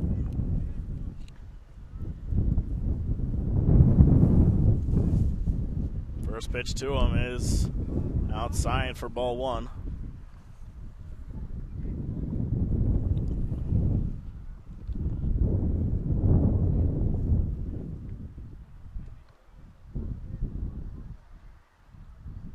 Pitch outside once again, 2-0.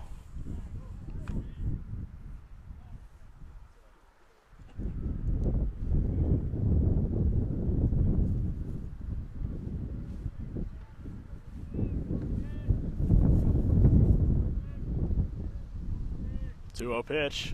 That one grounded up the middle and through for a base hit. They'll keep the runner at third, but one run comes across for Papillion Vista.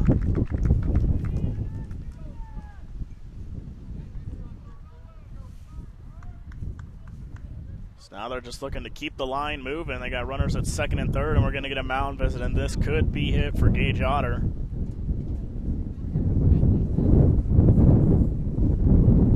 So we'll take a quick break.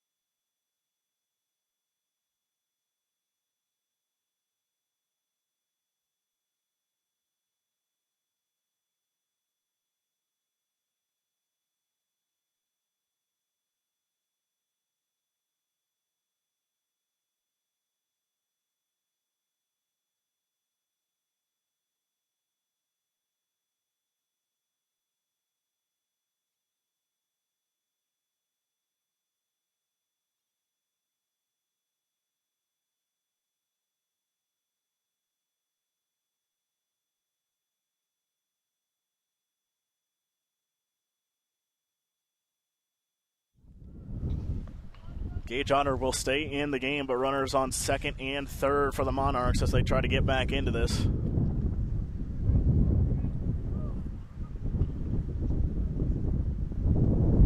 First pitch to him is too high, ball one. Now batting, catcher number 2, Chase Clark.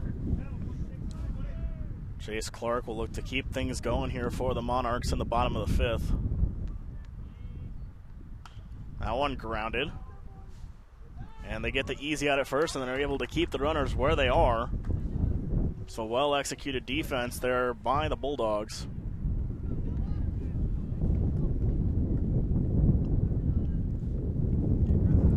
As that'll now bring up Noah Denninger.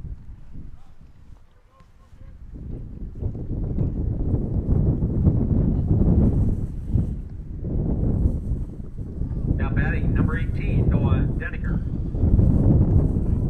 First pitch outside for ball one.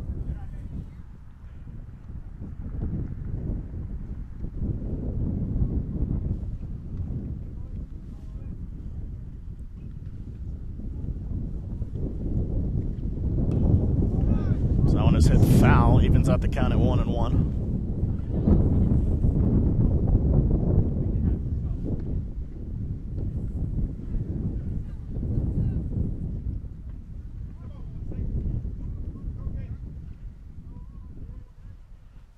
The 1-1. That one driven into left field. Going back. And over the wall, a 3-run home run for Noah Denninger. And they're cutting into this Burke lead.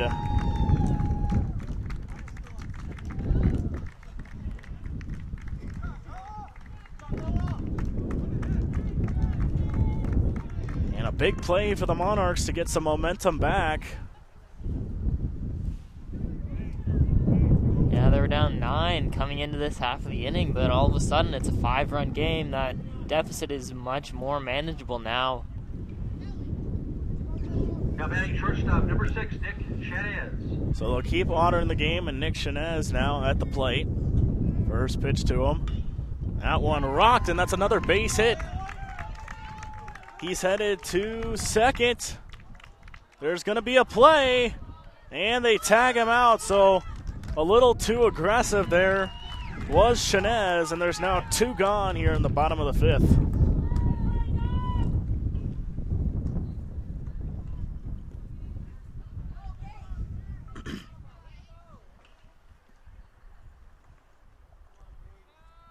So now with 2 gone, that'll bring up Gage Ingram. It's been a 4-run bottom of the 5th for the Monarchs. First pitch to him is high for ball 1. Now batting third baseman, number 23, Gage Ingram.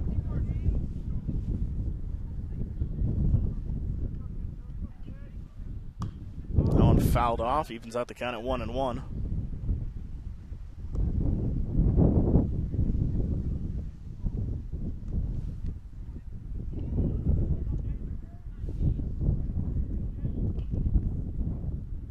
And that one drilled him.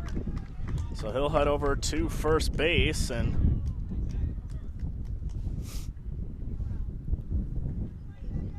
they now got a runner at first, and now coach comes out, and this will probably be it for Otter. We'll be back on Strife TV.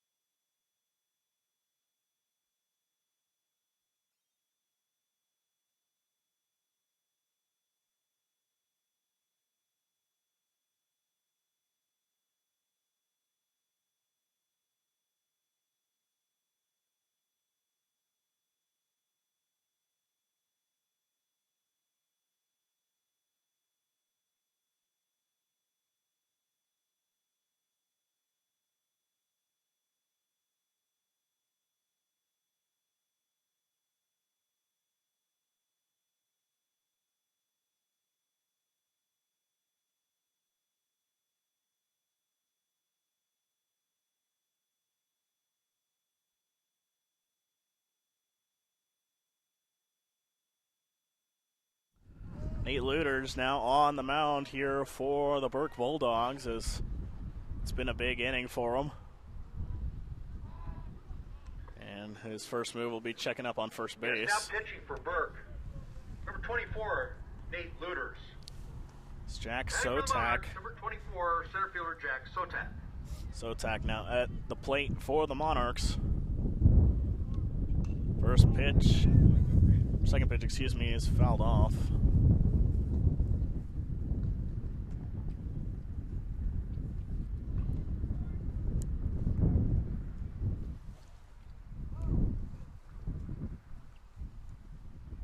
The 0-1. That one low, evens out the count.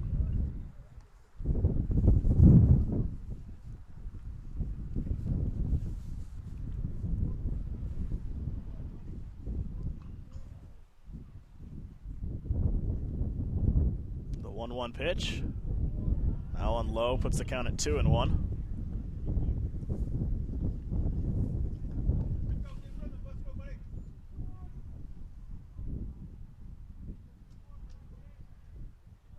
2-1 pitch.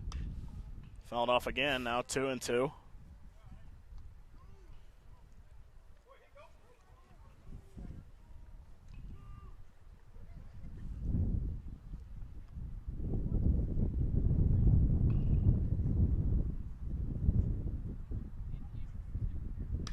Two pitch skied into right field. Shallow right, and the catch is made. But Papillion La Vista gets 4 runs. They've cut the lead to 5. Let's see what they can do with it. We'll be back for the top of the 6th.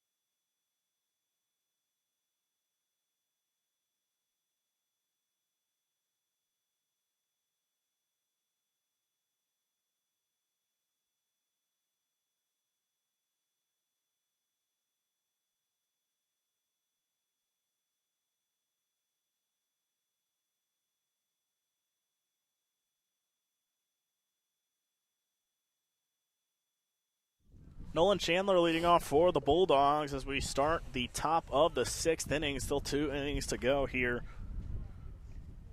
from Millard West High School. First pitch is low for ball 1. Leading off for the Bulldogs, second baseman number 2, Nolan Chandler. Low once again, 2-0.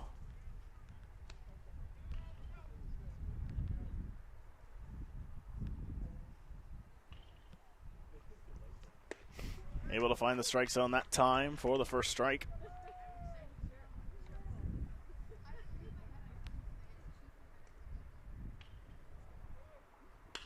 That one hit very well into left and down. So a leadoff single for the Bulldogs. The offense just continuing. Honestly, both sides have just been putting together really good offensive performances. 18 combined hits for the 2 teams. So that'll bring up Jason Irwin for the Bulldogs. First pitch to him is in there for strike 1.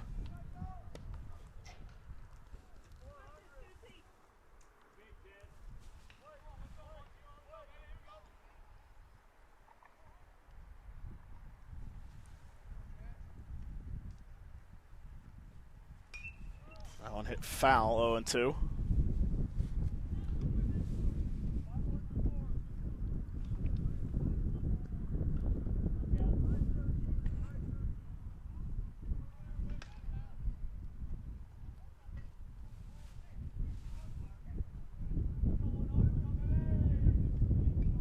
The 0-2 pitch, and that one driven into left. And the catch is made for the first out.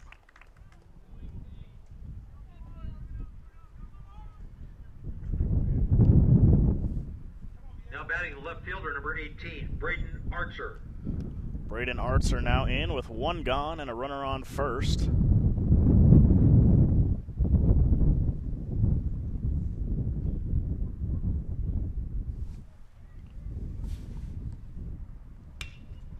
And a chance for 2 here. Throwing to first. Second gets them. Throwing to first. Not in time, but they're able to get the out at second.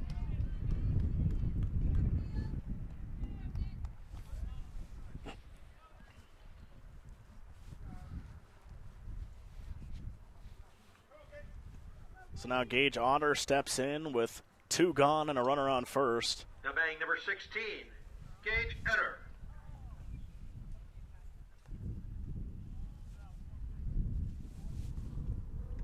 That pitch is inside for ball one.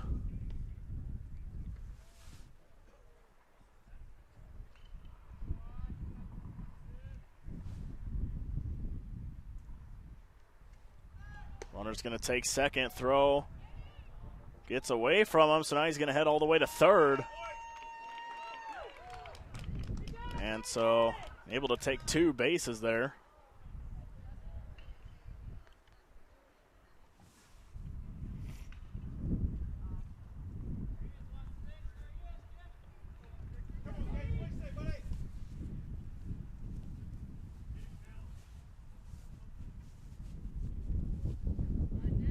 Two-0 pitch, swing and a miss, 2-1.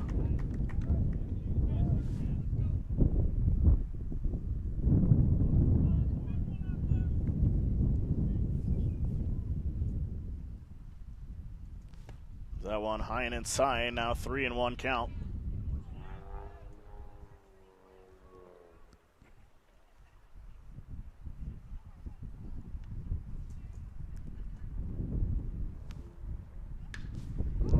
That one popped up into left field. And play made for the final out of the inning. Papillion Vista is looking to get back in it. They hold the Bulldogs to nothing in the top of the 6th. We'll see if they can get anything in the bottom.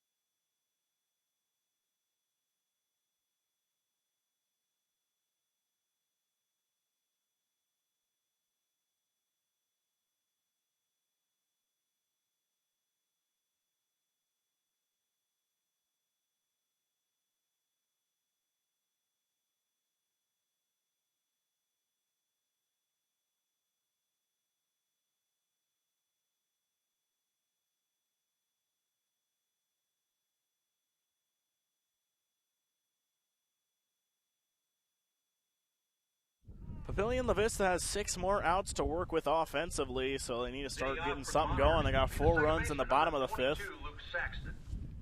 Luke Saxton will lead off for the Monarchs as they try to get something started. First pitch to him. That one sent up the middle for a base hit. And that's exactly how you want to start it.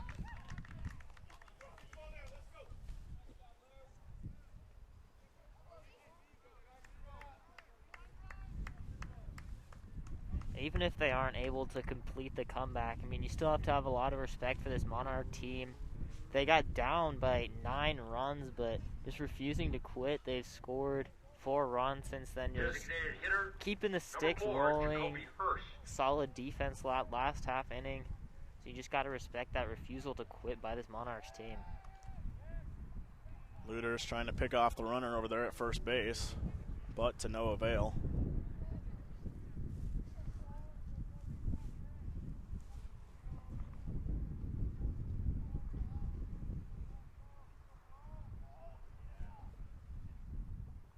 That pitch is outside for ball 1.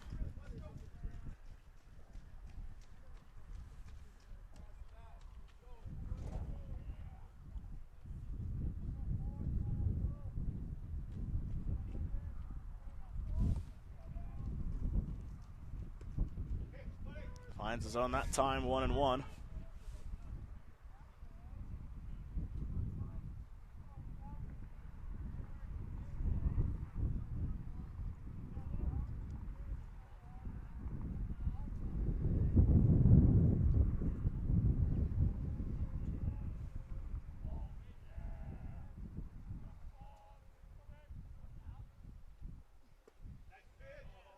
That one low of the zone, 2-1.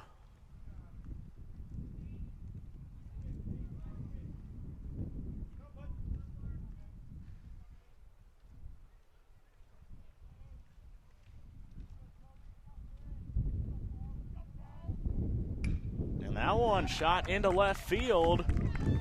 And another base hit, and Monarchs aren't going down without a fight.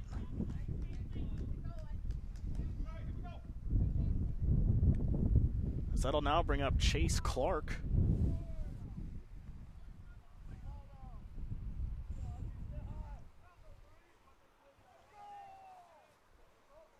Now batting first baseman, Jackson Ossenfort. Excuse me, that's Jackson Ossenfort. So look to keep things going here for the Monarchs as that first pitch is outside for ball one.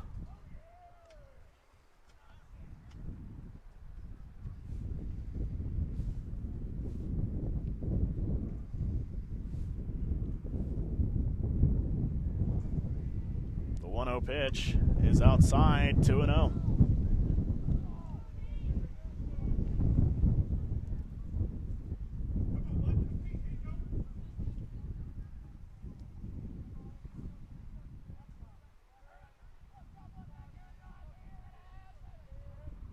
And 3-0 is Looters.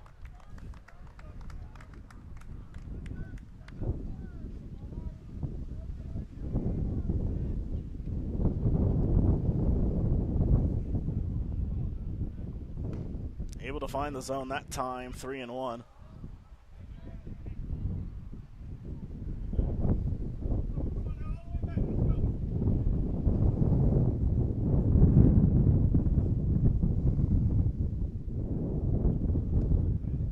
Ball four, the bases are now loaded, and what an opportunity Papillion La Vista has here. Down by 5 and the bases loaded. Yeah, with that walk, they're bringing the tying run onto the on-deck circle. And they're going to go and convene with their pitcher, Nate Looters, as it's been a struggling start to the inning. But coming up for Papillion La Vista will be Ethan Nissen.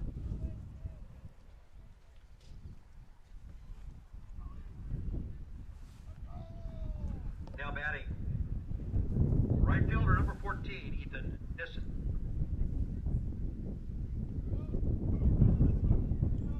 As Papillion La Vista is on the brink of getting right back into this thing. First pitch to him is in the dirt for ball one, and a run is going to come across.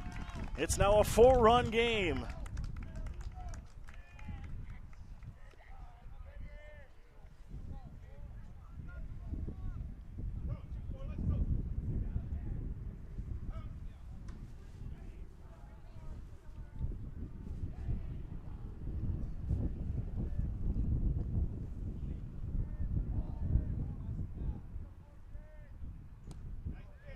And that pitch in there to even out the count, 1-1.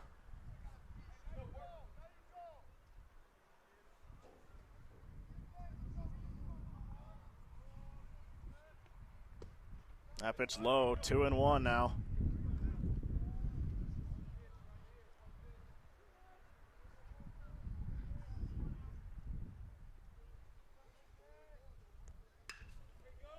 That one's sent into center field. Diving play. Runner's tag. Although, no, he wasn't able to make the catch, so that's going to be an RBI double. And a 3-run ball game, and the tying run has now come to the plate.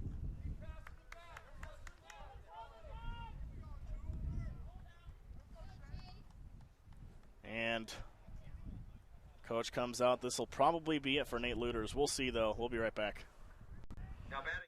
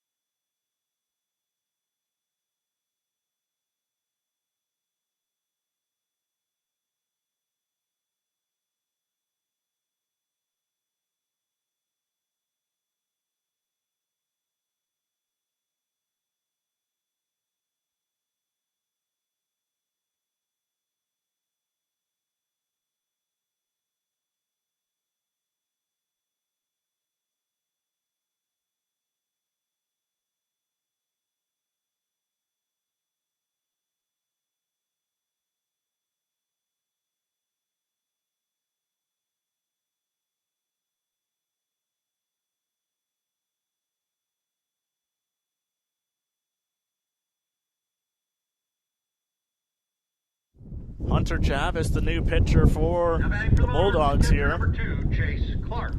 As Chase Clark now at the plate represents the tying run. First pitch to him is outside for ball 1. As another thing to note is there's still no outs here in the bottom of the 6th. So Papillion Vista really has a big opportunity here. Swung on and missed at that one, 1-1.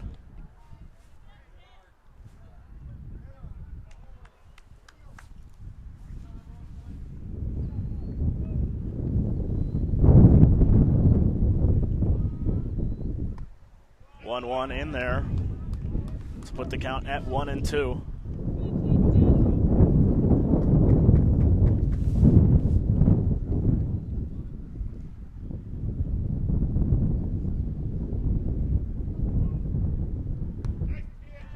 Just outside, puts the count at 2-2.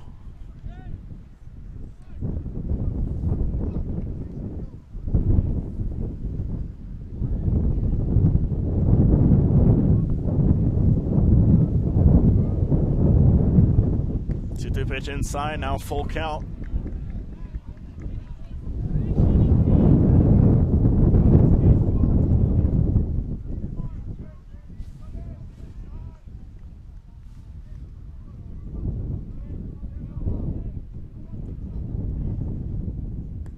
And ball 4, the tying run is now on base. With Noah Denninger coming up to the plate, and we're going to get a pinch runner. 18, Noah Denninger. That'll be Isaiah O'Brien over there at first base. For the Monarchs, number 11, Isaiah O'Brien. So bottom of the 6th, bases loaded, down by 3 is Papillion Vista. As Chavis not in a good spot here on the mound. First pitch to him is outside, ball 1.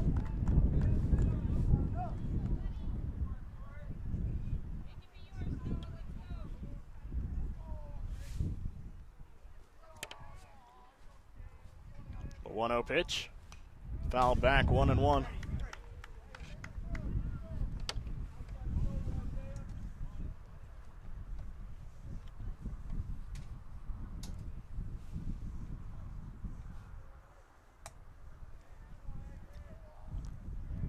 The 1-1 pitch, as that one is going back and foul.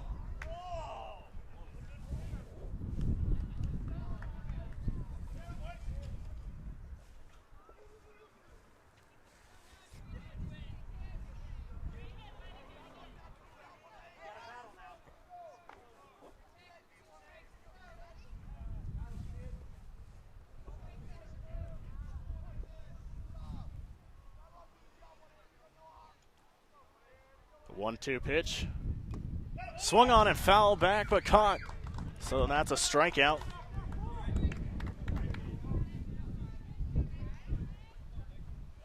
So now one gone here in the bottom of the 6th, and that'll bring up Nick Chenez. Now batting shortstop, Nick Chenez.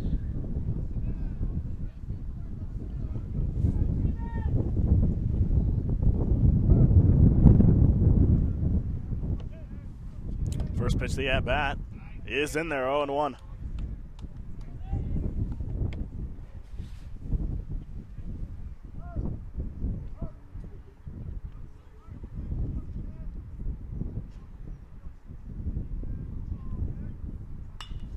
That one launched into right. And so they get the out at second. Couldn't tell if he did not make the catch over there in the outfield. So another run will come across, but they get the out at second base. And so now there's 2 gone.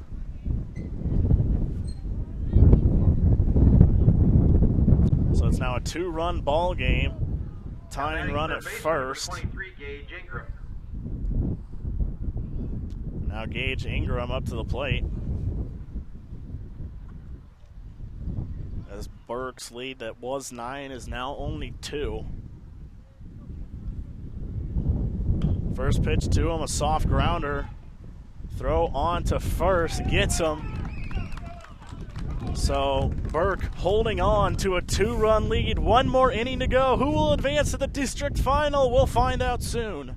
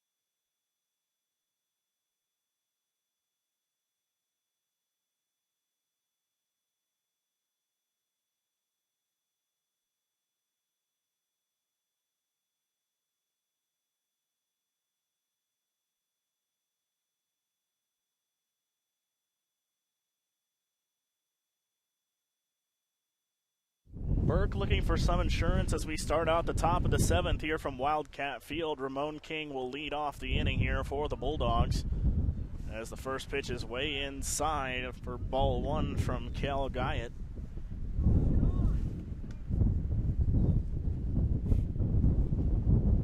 Second pitch on its way, inside and low, 2-0.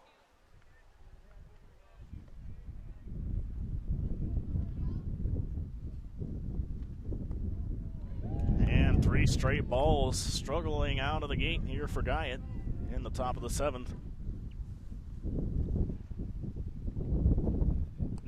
4 straight balls and a walk to start out the top of the 7th.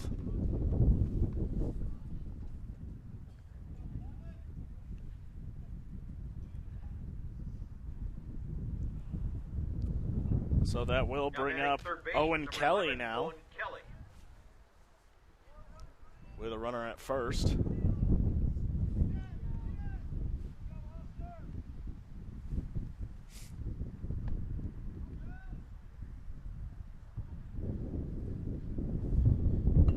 That one bunt attempt and caught by the pitcher. Pretty athletic play there for the first out.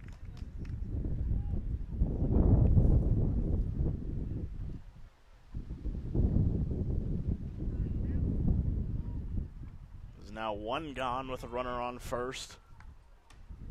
And coming up to the plate is Caden Nice.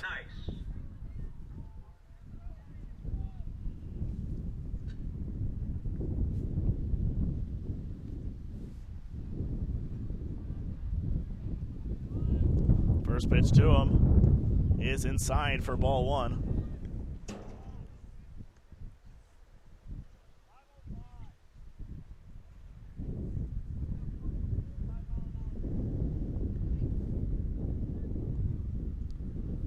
Pitch inside again, 2-0.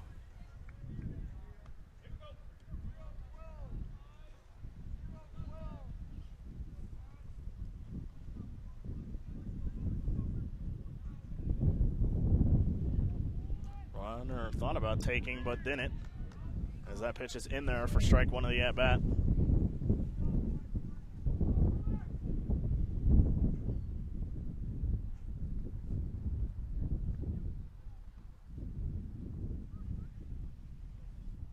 Two-one pitch, runner takes second. Throw on, not in time. So stolen base there. And now a 3-1 count to Caden Nice.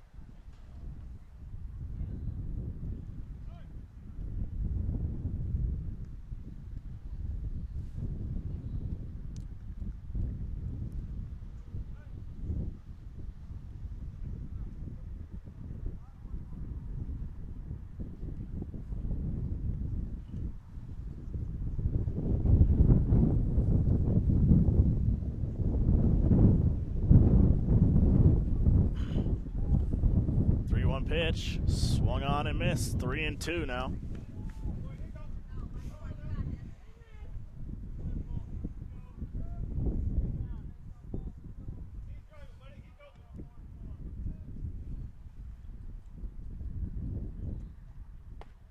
Ball 4 and a walk.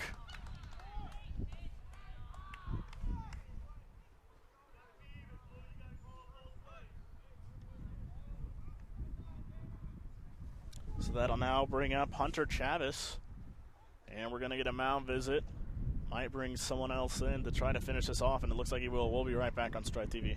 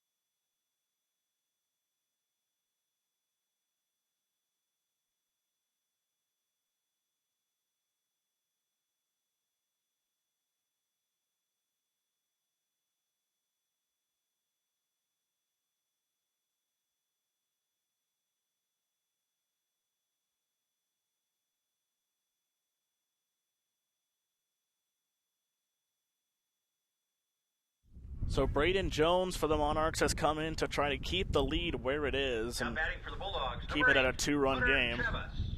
And Hunter Chavez now at the plate for the Bulldogs. First pitch, and he'll step off and check over at that runner on second base.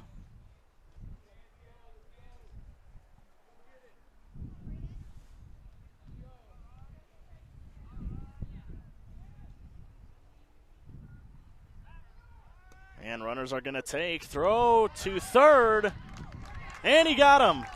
So now 2 gone.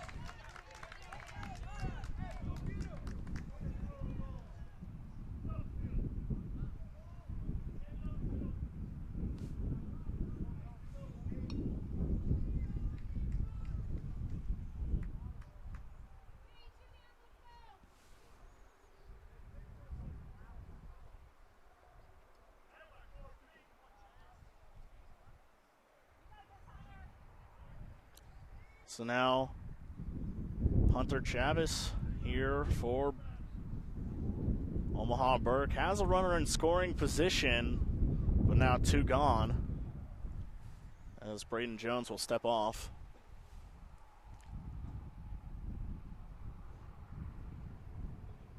And Coach McCabe there for Papillion Vista going and talking to the home plate umpire.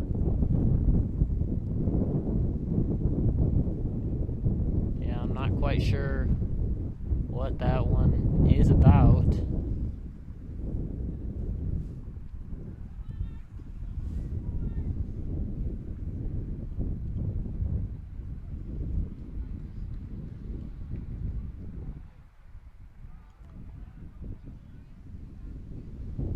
Here's the 1-0 pitch.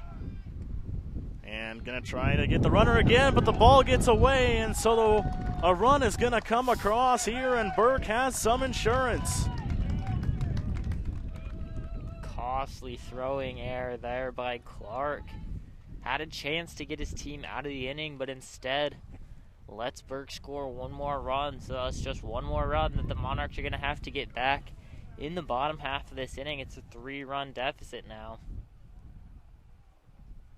First, there's that pitch in there to put the count at 2-1. So yeah, Papillion and Vista will now need at least 3 in the bottom of the 7th as long as no other runs are scored in this inning.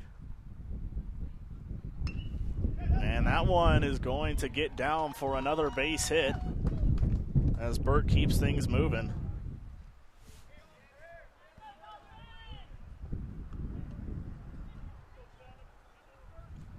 So now with 2 outs, here comes Dalton Farron.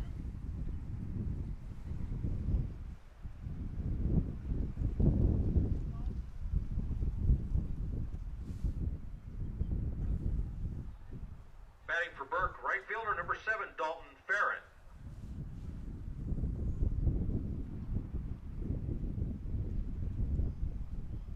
First pitch to him is in there for strike 1.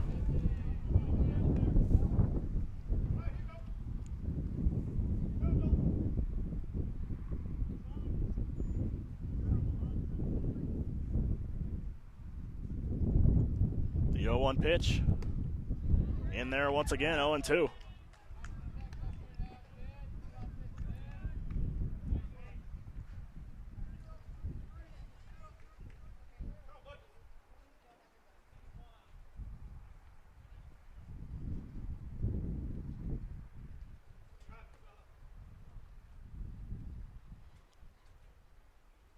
Here's the 0-2. Low for ball 1.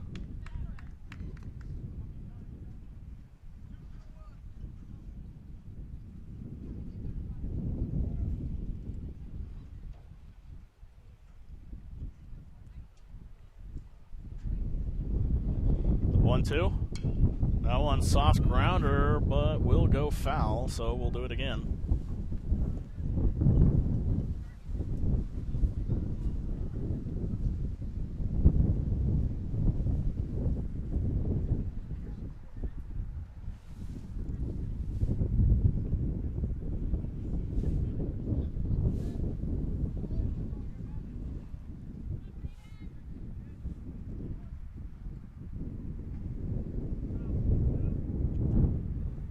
The 1-2 pitch. That one shot up the middle. Diving play, gets away from his glove. And so now runners at the corners, and Burke not done yet. Papillion and Vista can just not seem to get out of this half of the inning. As that'll now bring up Nolan Chandler.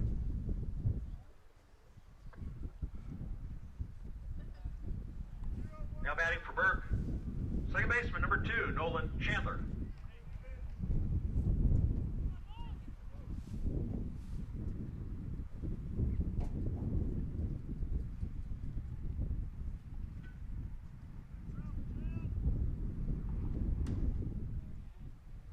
And runner thought about going, but he stays over there at first.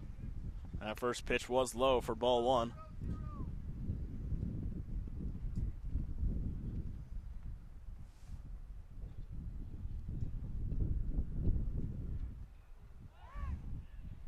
Going back on that one, checking over at first base.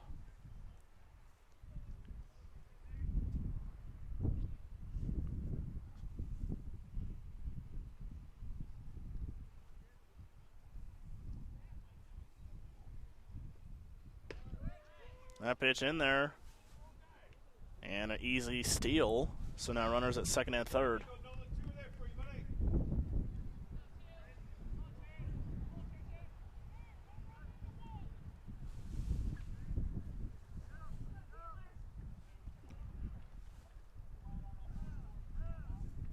The 1-1 pitch. That one fouled off. It's now 1-2.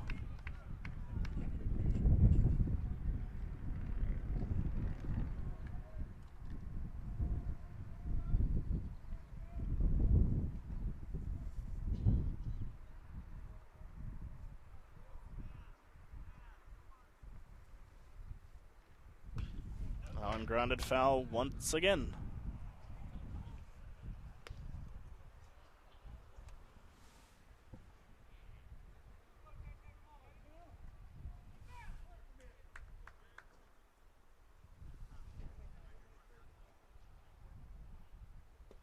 And called strike 3. Papillion La Vista is going to need 3 in the bottom of the 7th. Otherwise, Burke will move on to play Millard West in the district final. We'll be right back.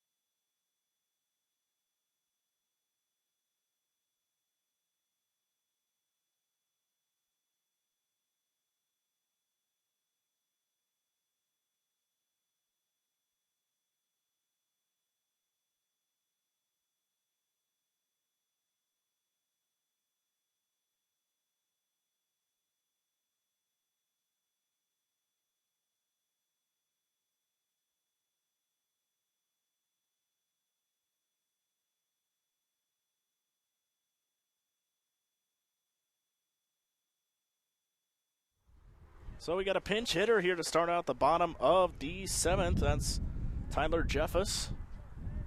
As Papillion La Vista needs at least 3 Tyler Jeffus to send this to extras. Otherwise, Burke will move on to play here shortly against Millard West. So that first pitch is outside for ball 1.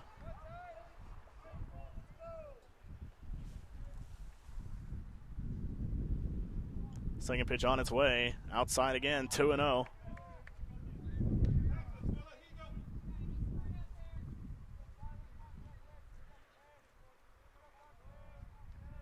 The 2-0 pitch. 3 straight balls.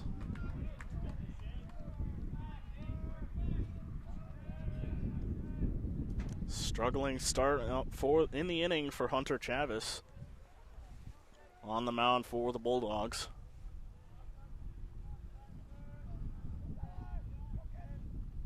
Four straight balls and a leadoff walk for the Monarchs. That'll now bring up Luke Saxton here for the Monarchs, and they'll look to keep the line moving. And we'll get a pinch runner, as that'll be Jack Sotak headed over to first base. Monarchs, number 24, Jack Sotak, re-enters to run the bases. Now batting, second baseman, number 22, Luke Saxton.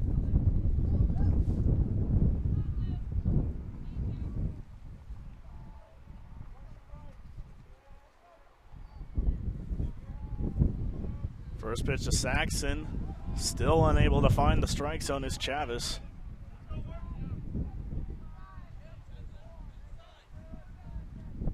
This Papillion Vista has scored 7 runs in the last 2 innings to get to where they're at. And another ball. Chavis needs to start finding the strike zone, and out comes Coach Hodges. We'll take a quick break.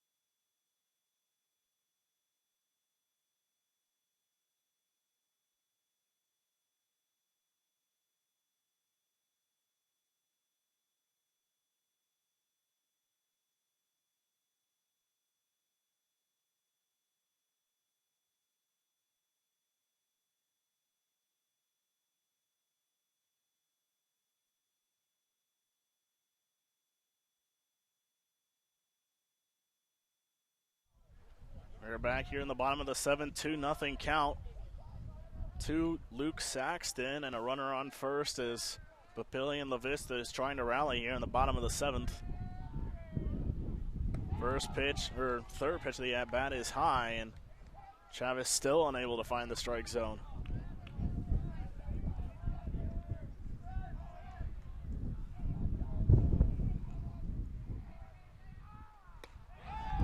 Two straight 4-pitch walks, and there's 2 runners on. The tying run has come to the plate in the form of Jacoby Hurst.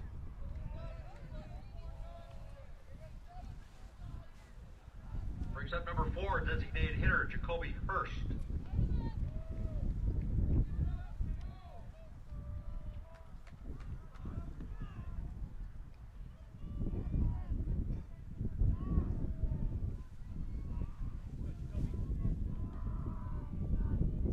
Pitch from Chavez. Finally able to find the strike zone the first time this inning.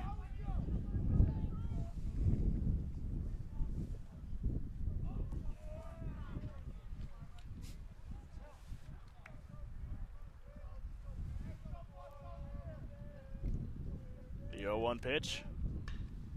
That was fouled off, 0-2.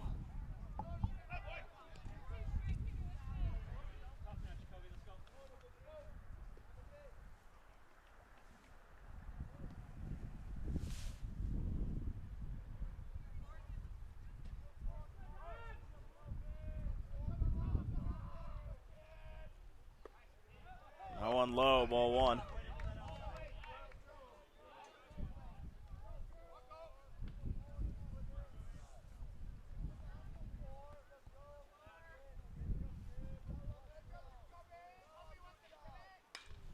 Owen poked foul, so the count will stay at 1-2.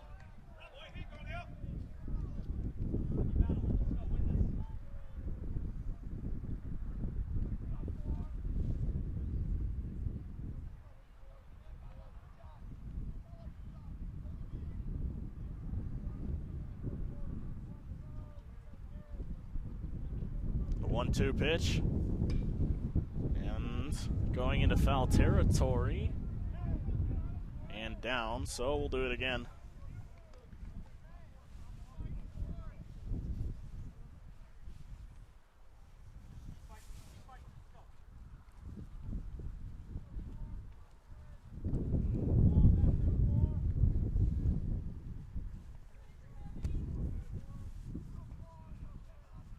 The 1-2. And low, 2-2.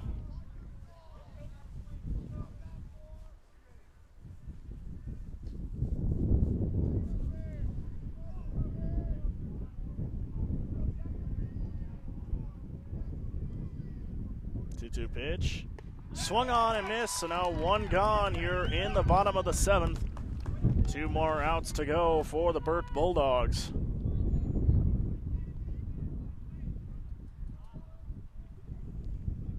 As that will bring up Jackson Ossenfort. First baseman, number 3, Jackson Ossenfort.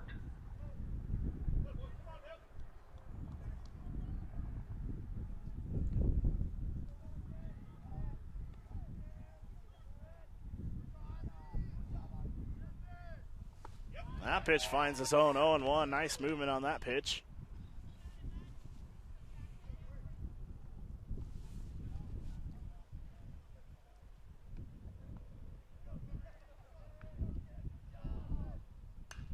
That one skied into left. And the catch is made. There's now 2 gone. And Burke 1 out away from advancing to the district final.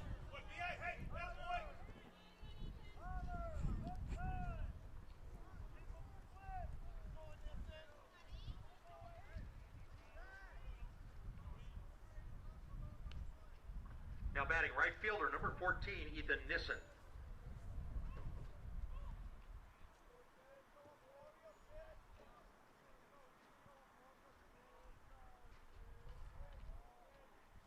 First pitch to Ethan Nissen.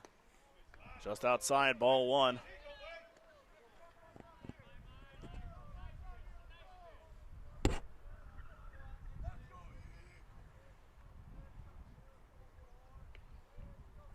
1-0 pitch.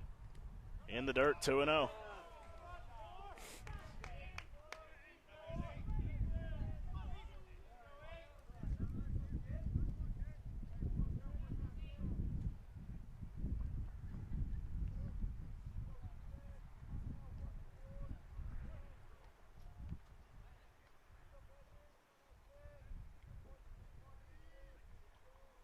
The 2-0 pitch. In there for strike one.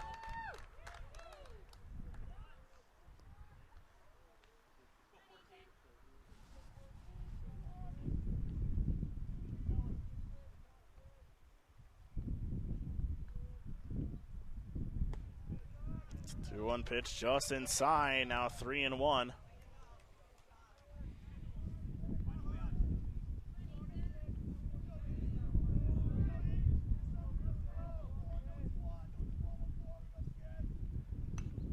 Fouled back, full count.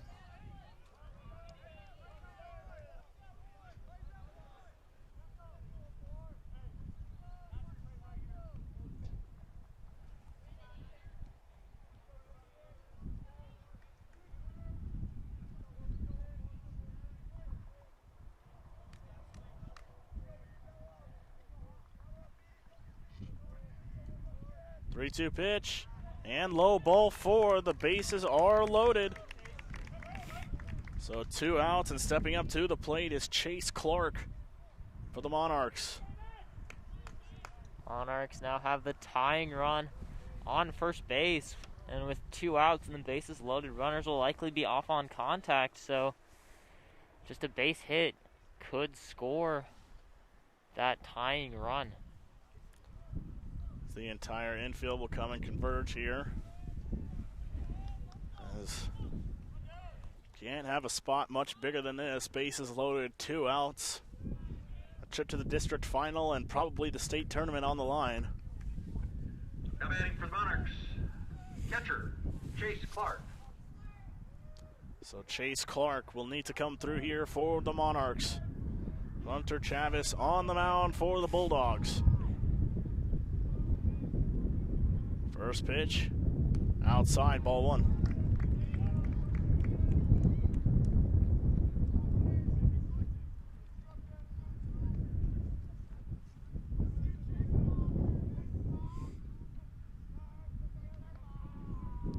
The 1-0 pitch. In there, strike one, that evens out the count.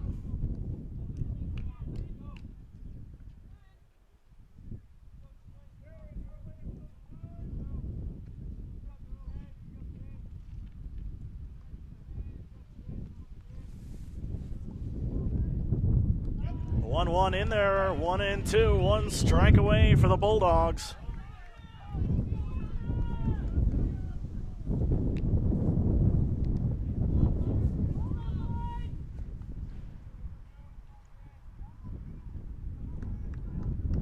Here's the pitch. That one grounded. Throw on a second, and it gets him. Omaha Burke pulls off the upset and takes down the Papillion Lewis. The Monarchs 12-9 to advance to the district final, where they will play Millard West. That game coming up here soon, probably in about 30 to 45 minutes, so it'll be a late start as to what we were previously scheduled. We're going to stop the stream here as we are going to attempt to move to the press box as there is some incoming rain. We'd like to make sure that we still get this game to you guys. So we will be back soon for the district final between Millard West